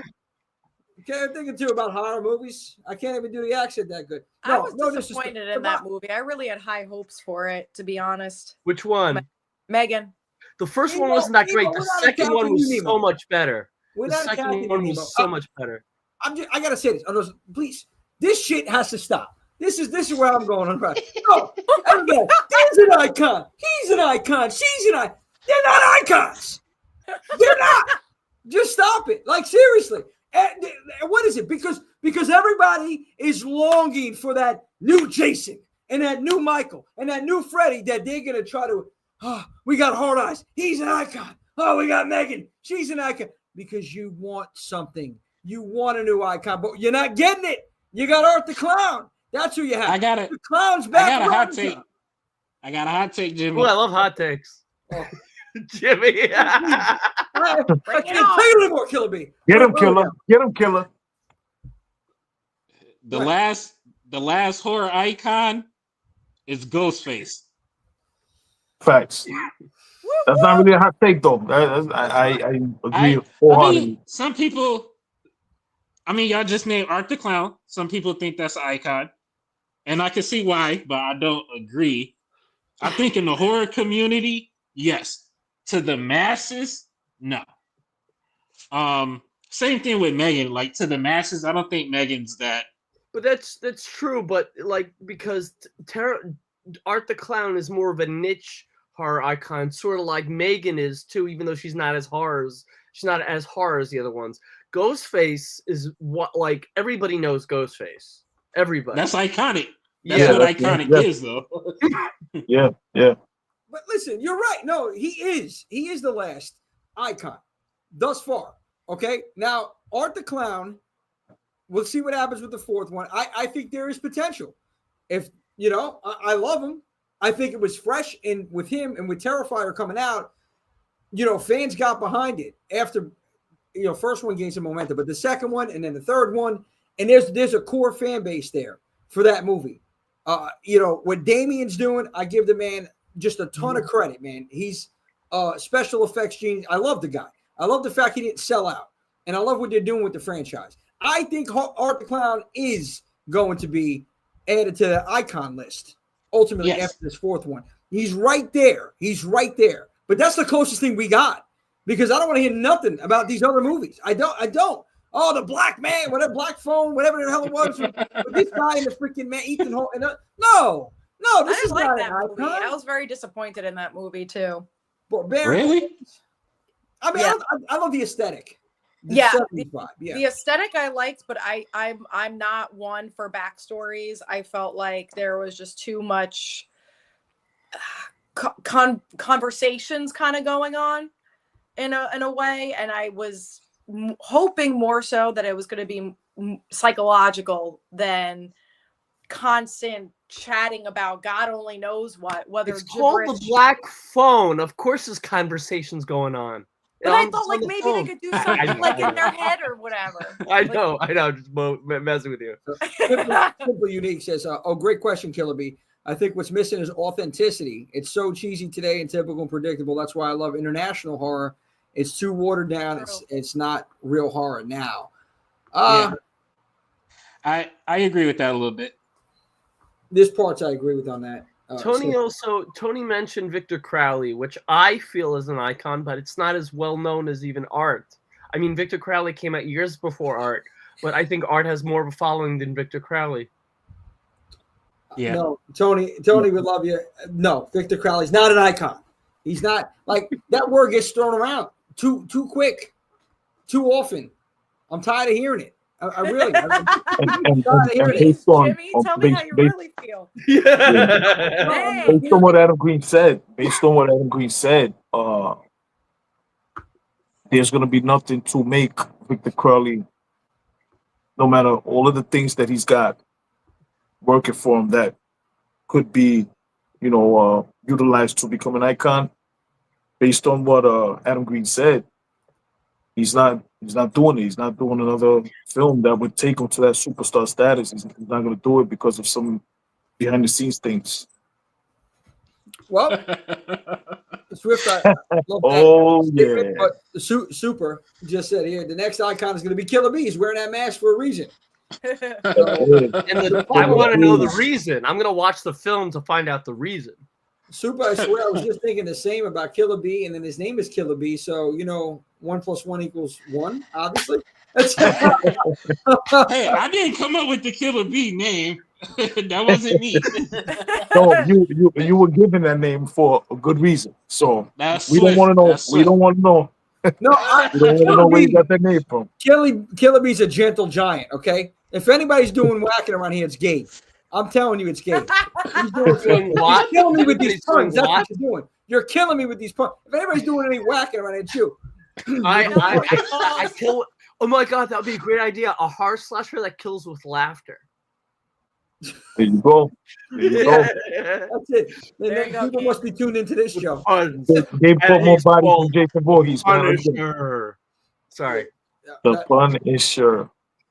Oh, Mike. I almost feel like Hatchet Crowley never got mainstream attention. Yeah, no, I mean, you're right, Mike. It did. He came out in that weird time period, bro. Yeah. He came out in a weird time.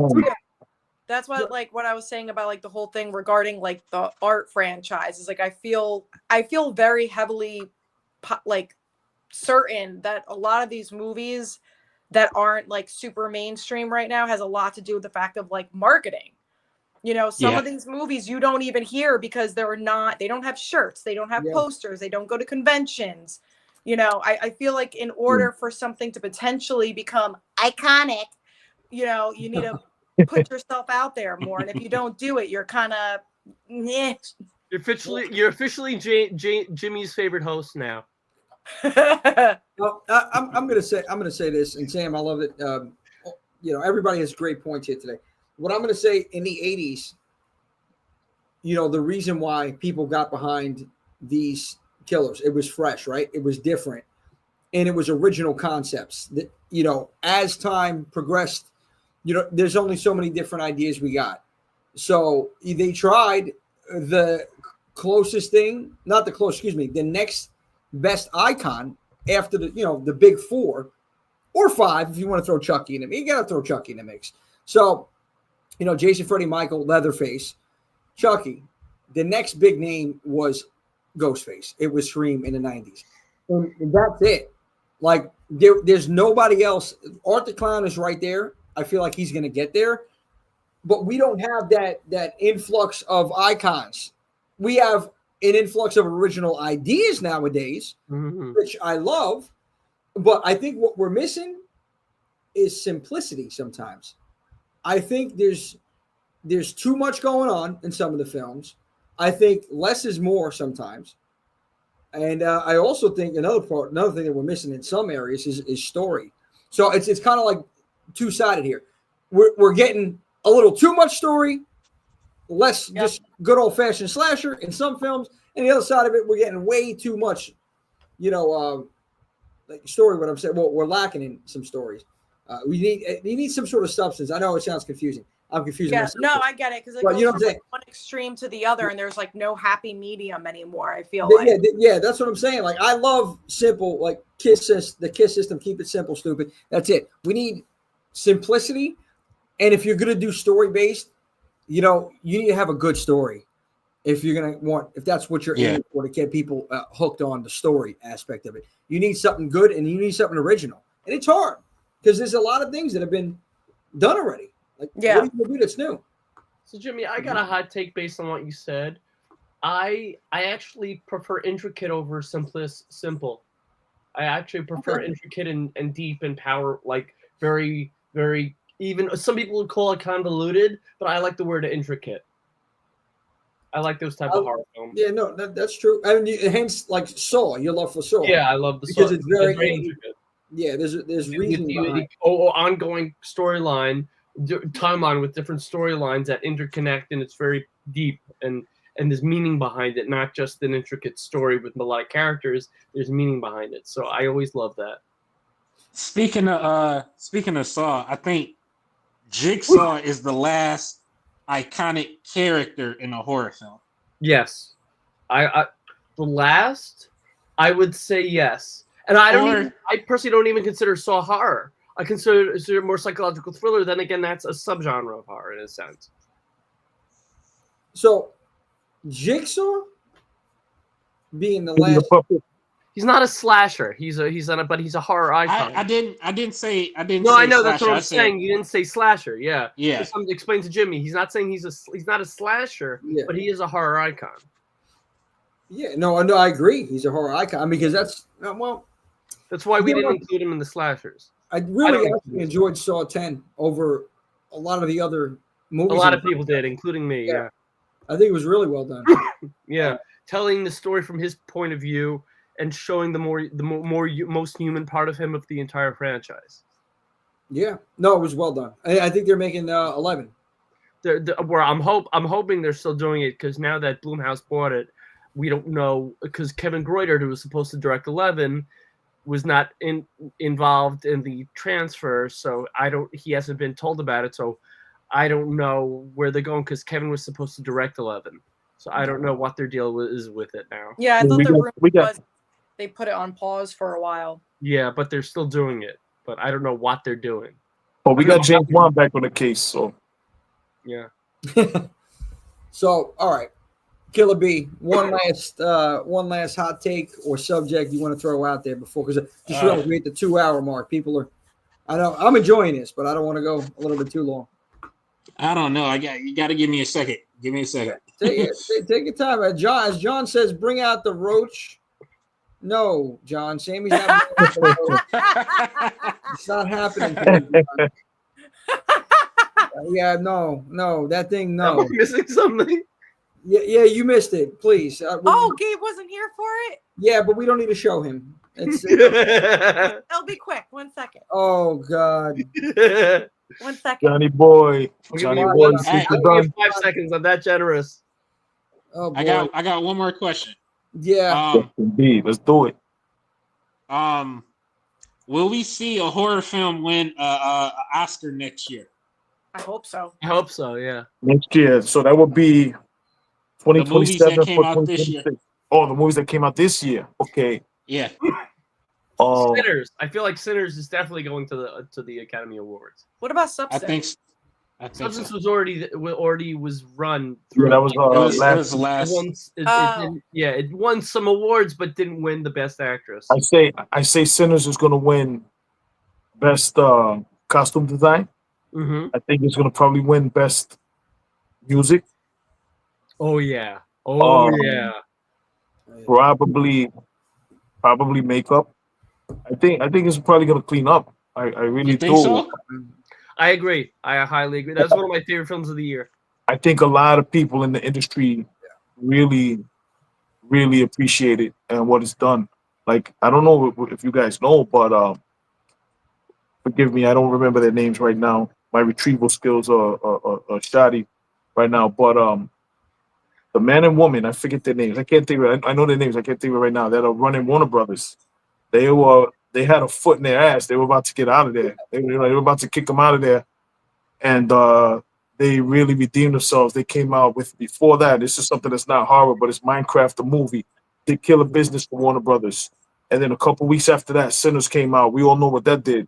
And then after that, we had Final Destination Bloodlines come out. So they had like a triple play of Killa business.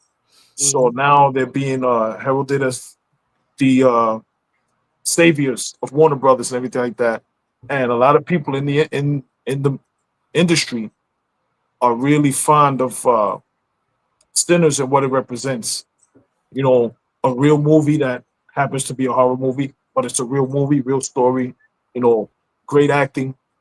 And also what it represents, like original IP, you know, and it opens the door for a lot of people in the industry to get their ideas realized nowadays. You know what I mean? So the industry is behind it. So I think a lot of these people are going to vote Sinners. I really do in the Academy. Very well said. Yeah, That's a good point. That was That's a really good point. well said, like Sammy said. Yeah, good stuff, Swift.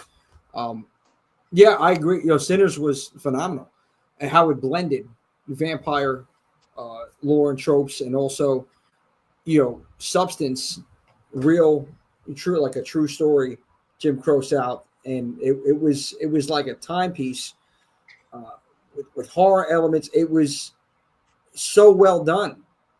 Like, I was shocked because I know people. I'm like, initially, I'm like, these people are hyping it up. Yeah. Let me watch it. It lived up to the hype. It lived up to the hype, and I think that I'm confident it's going to clean up 100%. And that's what I noticed about horror movies. I think this is what I can say about this decade. Horror is becoming mainstream. We're getting a lot more horror films nominated for awards and winning awards. And I think that's going to continue to happen. It's picking up momentum. It's drawing attention to other people in the industry that never even looked at that genre. I mean, I see The Rock maybe in a horror film or thriller or something like that going on. I don't know. Somebody got to follow up on that if it is a horror film or not. But I believe I seen that. I've never seen him in something like that. You know, like you have these A-list actors now that want to be involved in horror projects. When again, back in the day, that's really where a lot of people started. Mm-hmm. You know, and that's the cool thing about this genre now. It's evolving. And the best thing about it is I feel like we're getting all this content and we're getting more eyes on our genre. And we're going to still be that little campy, cheesy genre that everybody loved. But now we're going to add that with mainstream actors. And it's going to be, I think, the biggest thing out here. And the most everybody loves to be scared. Everybody loves a good horror film. There's a reason why there's horror conventions and not action conventions or drama or rom-com conventions. It's horror because of the fans, because of the fan base, and because of what we do. And we love it. And there's a lot of people out here that 100%. And a lot of these decision makers now are us. They grew up loving 80s horror, 90s horror. So now they're us, and they're in positions to get these things made. I mean, I know it's difficult to get things made, but their hearts are in it. They're dedicated to this thing. They really love horror. Like you look at some of what they call back in the day the new wave, the new Hollywood, with Spielberg and all these guys. When that whole crap came in there, Spielberg, George Lucas, who else? All these guys, big names. All these guys, Francis Ford Coppola, freaking all these guys. When they came out, and you just look at their stuff, but look at Steven Spielberg. He sneakily weaves and crafts horror into his films, even his movies that are maybe fantasy based, like the Indiana Jones and stuff like that, or his stuff like Jurassic Park, which I to this day say the original Jurassic Park is a horror movie. These filmmakers, even if they don't want to commit to making a horror film, they weave these horror beats into their films. And right now, since once Get Out came out, it really changed the game. And then It came out, the remake that came out, and it really showed people, listen, people love this stuff. And combined with all of the new directors and stuff, filmmakers that they really love this genre. They grew up on it just like we did. So I think it's in good hands as long as we keep movie business people in those positions to make decisions. Because you got these Harvard grads, these Ivy League graduates who are just business people, and they look at different metrics and everything like that. You really do need Hollywood people. You need movie people. You need people from the arts. You know what I mean? Because they know storytelling is the basis of any successful thing, whether it's art, music, or film. It goes based on story. It's not always a metric. Metrics mean something, but we got to get back to storytelling. And I think with these new filmmakers now, they're all about that. They're about that life. So I think it's a good hands. Ever since the pandemic happened, we see what's happened. Barbarian, Black Phone. Sammy is not too crazy about Black Phone, but you just look at what's been happening, and it's amazing. I'm happy to see it. We got a horror movie maybe twice a month coming out in the theaters.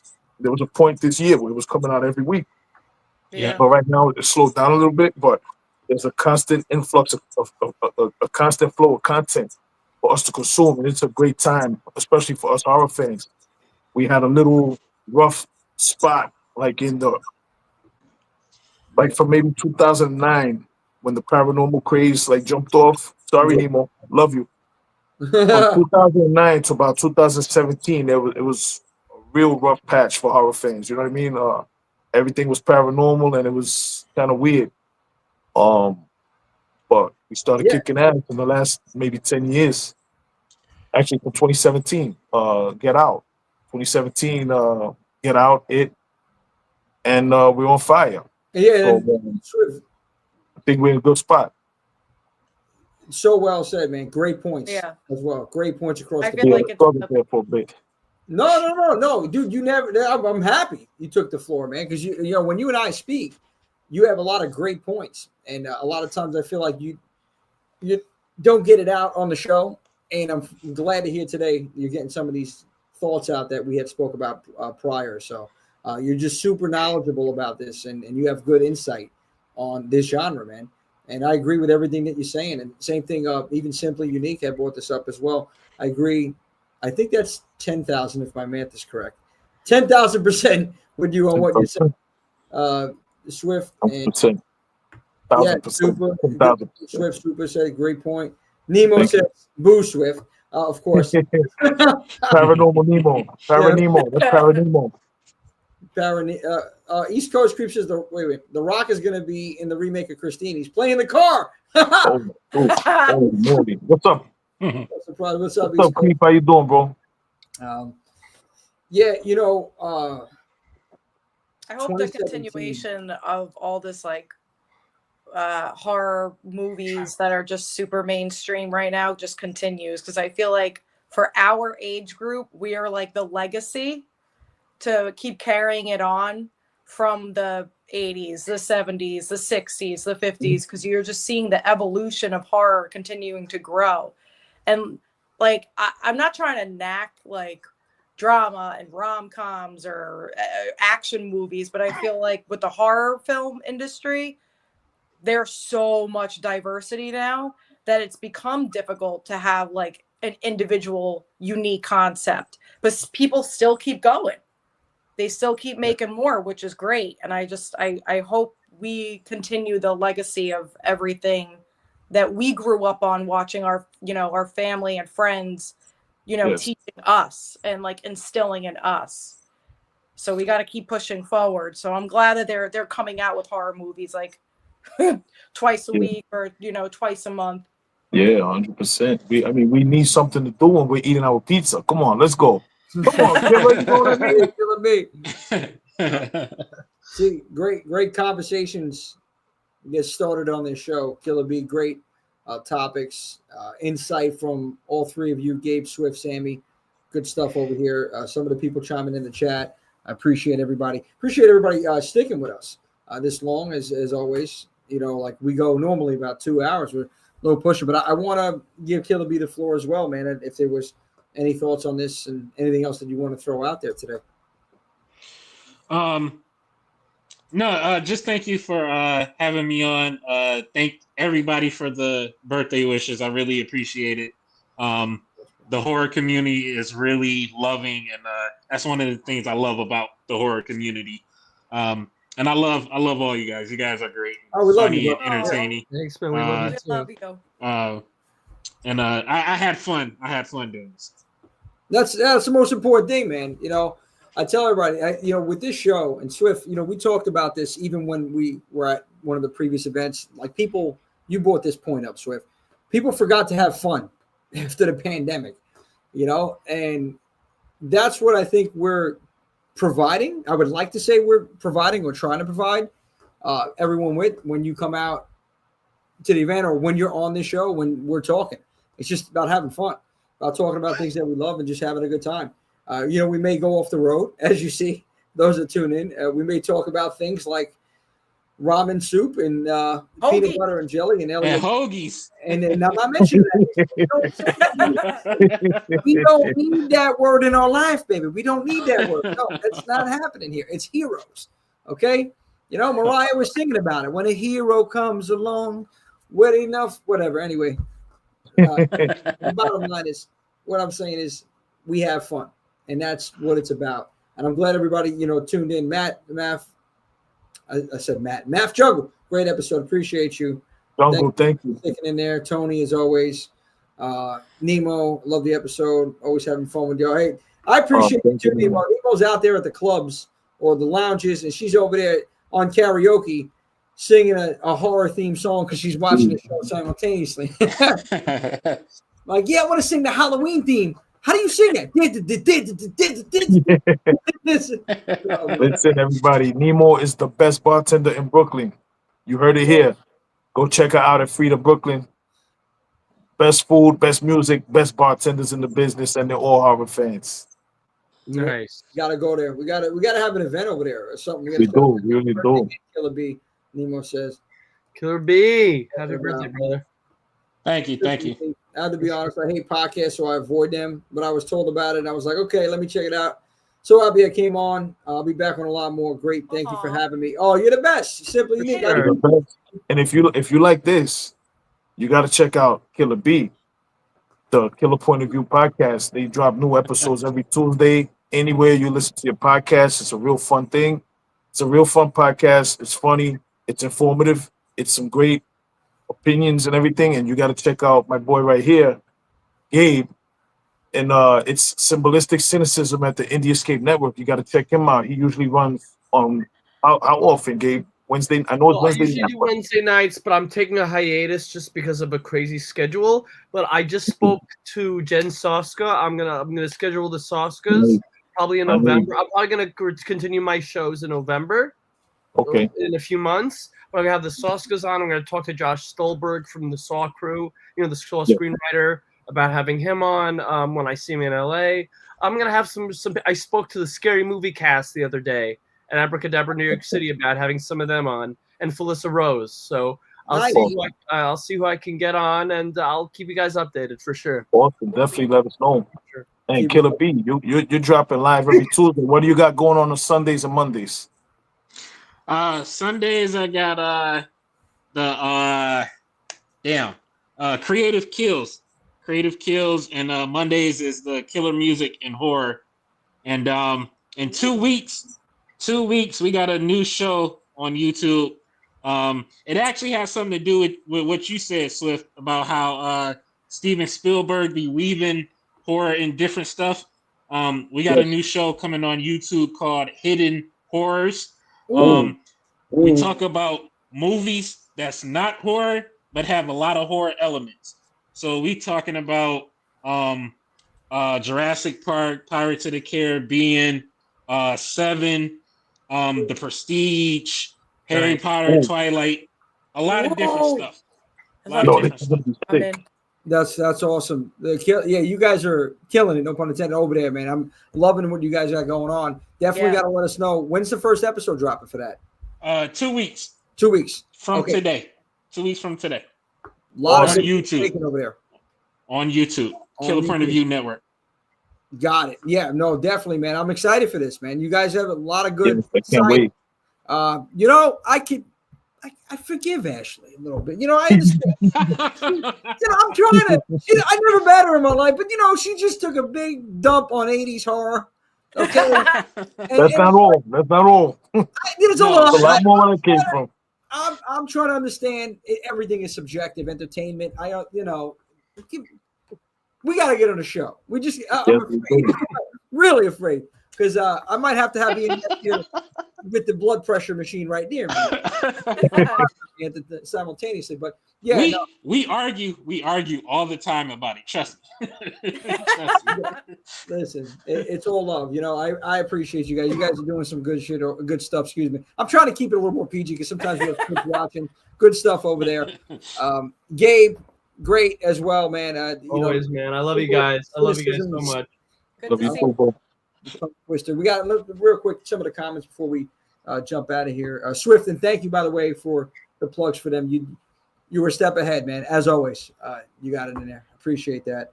So Mav says he's tuning in every week. I appreciate you, Mav. Dope.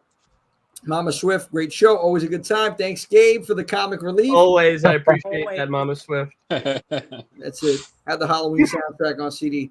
My man, super. Holding it down. Two factors. East Coast Creep those up. Two factors are making a good horror mainstream today. One, there hasn't been a great comedy made in 2 years. And two, the flood of superhero movies. Horror is the only original genre nowadays. Yes. That's a good point. Everybody's scared to do comedy today. That's why I'm praying that Scary Movie 6 is really good. Comedies, I feel like comedies are forced. Yeah, a lot nowadays. Well, I heard two new like the Naked Gun movie and another comedy are doing really great right now. I forgot the other comedy that. Adam, probably Happy Gilmore too. They're talking about. Oh yeah, well that's one of them. That was doing great. Yeah, I loved it. I loved it too, I was really happy with it. I thought it was a great follow up to the original, and as a fan of the original, I was very happy with it. But that broke records. Happy Gilmore too, and the Naked Gun is the new Naked Gun is breaking records. And it's smart when they release the earlier films on streaming for free right before the release of the new movie to get people ready for the new movie, to get people pumped. Yeah, I like that too. Very smart advertising, or. No, you're right on the money with that. Marketing. That's the word. Yeah. So I agree with that. A couple more comments real quick. Simply Unique. Okay, Will Swift, I love it all. Chicky, can you send me the links and check this out? Truly amazing show, guys. This was an honor to be a part of. We're honored to have you here joining Thank us you. for the first time, and We happy appreciate that we can give you some entertainment tonight. And then a little love here from Nemo, Unique, Killa B. I effing love you for Twilight and Harry Potter. Yes. Oh, that. Yeah. Yes. I'm not. Released from today, guys. Thank God he said that movies that are not horror but have horror elements. Thank you, Jesus. I'll be honest. There were Twilight sequels that I watched that were okay, had some good elements to them. That The women for you, Gabe. That's what it was. No, it was actually I never wanted to watch Twilight. Then I saw a sequel to one of the trailer to one of the sequels, and I'm like, okay, I want to watch the sequel, so I'll suffer through the first two movies just to watch, so I can watch this movie and understand it. Listen, I actually like the first movie. Yeah. Okay. I like the first one because it gave off a very vampire like coldness to it. I like the first one, but I promise we gonna keep it horror. Yeah. Nemo, you know I love you. Yeah, Nemo's on it. Shout out to Tony, Gabe, Swift, Sammy, Jimmy. Respect. Thank you. Happy beat. Thank you. Be Killa B. You're the man, Tony. Guys. Tony always blessing us with his presence. I appreciate you, bro. Oh wait, Jimmy. Gabe, shut your mouth, and Nemo, if you want to live. Shut your mouth if you want to live. And yeah. Well, what happened, Sammy? What were you saying? You gotta close your eyes for a second. Me? Oh God, no. Yeah. Here's the song. No, Let's Jimmy, go. Let's go. No, don't do it. Don't Close do your it. eyes. Don't do it, Sam. Don't do it. Jimmy, I don't close got. your eyes. Shh. Oh no. Close your eyes. Yeah. Take What a happened? Oh God. Oh God. I'm not. I guess Gabe's not a fan either. No, I'm not. Oh God, man. Oh, I feel like especially with the best. Especially a roach named after part of my body. It's weird how I'm not a fan of it. I got Sammy is officially the new iconic slasher, the new iconic horror icon. Oh, I'm itchy Sammy. now, Sam. This is bad, bro. No, get him out of here. Man. Listen, I live with. I used to get swarmed back in the day. You know, in Brooklyn, we had a lot of them. And If it's any consolation, Jimmy, I know how you feel. In the summer, all the bugs want to suck me dry. I wish it was that way with the girls, but it's just the bugs. Yo. as I stated, we're trying to make it look. Whoa. And here comes Gabe. Oh, God. So the goal here, just let me sum this up here. Oh man, hold on, I got an itch. Fucking Sam, thank you, man. I got bugs in my ears now, man. This is ridiculous. Oh, gotta put cotton balls in there. That's what I'm here for. So yeah, you know, we're trying to make this one a little more PG because eventually, what I want to do is I want to have a horror 365 after hours for like an hour, and maybe we might do it on Wednesdays. Try to have like a hard stop of the show 10 o'clock, and then people would switch over to Twitch from 11 to midnight. It might. I don't know if we're going to do it the same night or if we might make it a different night, just a late night experience where it's a little more R-rated episodes. Because there's that sounds Put fun. the kids to bed. Yeah, put the kids to bed. Gabe's in. I'm gonna have a field day. Oh God, yeah. But I can't with the bugs, man. Oh, Sam, you're killing me. All right, I'm actually gonna get more tomorrow. Now I'm thinking about the doctor from Creep Show, man. All the little roaches everywhere. Oh yeah. Oh my God, that was great. Oh, my GERD's acting. Coming for you. Hard 365 after dark. Yeah, it's hard. It's I don't know the name yet. It's tentative. After hours. After hours, after dark. I think after dark might be better. But then again, by the time we hit winter, dark is gonna be like 5 p.m. at night. What is this? Oh, yeah. 3:30 is getting dark. Yeah. Yeah. Something I'm trying to do also lastly on Twitch that I was going to put together the midnight archives. It's going to be from midnight to 1 in the morning on Fridays.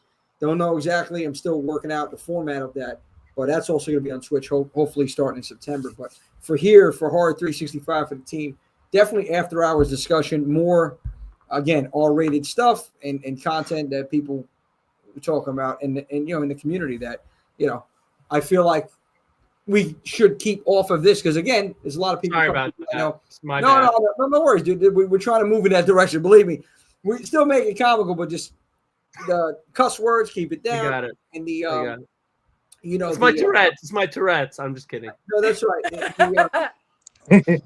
Fallacious activity. Let me stop. Yeah, Twitch. I got you. No worries. Twitch. We love you, bro. Life's a Twitch. You know that. So appreciate everybody tuning in today, sticking with us to the end. Killer B, happy birthday, bro. We appreciate you and what you do. Thank you. Happy birthday, buddy. Thank you. Happy birthday, bro. Yeah, my man. Listen. So what are you? 30 year. for the 10th consecutive year or something, or? Huh? What are you, like 30 for the 10th consecutive year or something? I'm too old. Listen. I think he's the same year as you guys. Listen, guys, you're only as old as you think you are. It's or right. As old as we feel. Well, that too. Again, you get that snap, crackle, pop, Rice Krispies in the morning, getting out of bed. That's my bone. That's my bone. Yeah. Yeah. A little more supplements, the vitamin D and K2. Get that Flintstone vitamins in you. Yeah, you got K2. Hey, yo, bro. K2, watch it. No, I say D3, K2 vitamins. No, not that. Come on, Swift. Yeah, K2, bro. Yo, I was gonna say something, but I held my tongue. I'm surprised anybody else out here. It makes sense. He started off with Diddy. Now we ended it with, you know. It makes sense, man. Oh my god. Oh, jeez. Listen. Oh man, I had a blast with you guys. No, man. it's okay. Yeah, we did start. You're This right. made my whole day, guys. This made my whole day. I'm happy. Hopefully everybody had fun today, man. It was a good time. Good time chatting with you, folks. We're gonna sign out of here once again. Horror 365. Tune in.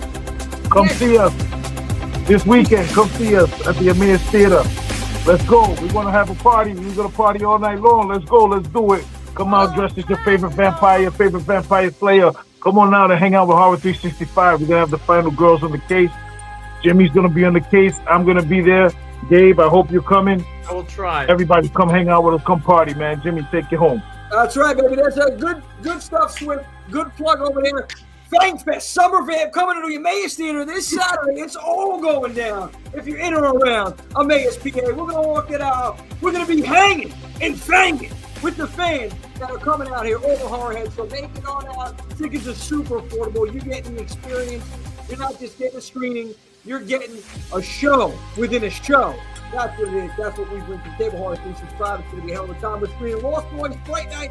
Here's the storyline. David's resurrected. Michael and Star found out. What's going to happen? You got to be there to find out. And remember, next Wednesday, tune in Horror 365 Live as we are talking sci-fi horror. Woo! Let's do it. Thank you for tuning in. Thank you for celebrating horror. 365. See you next week. Adios. I'll see you soon.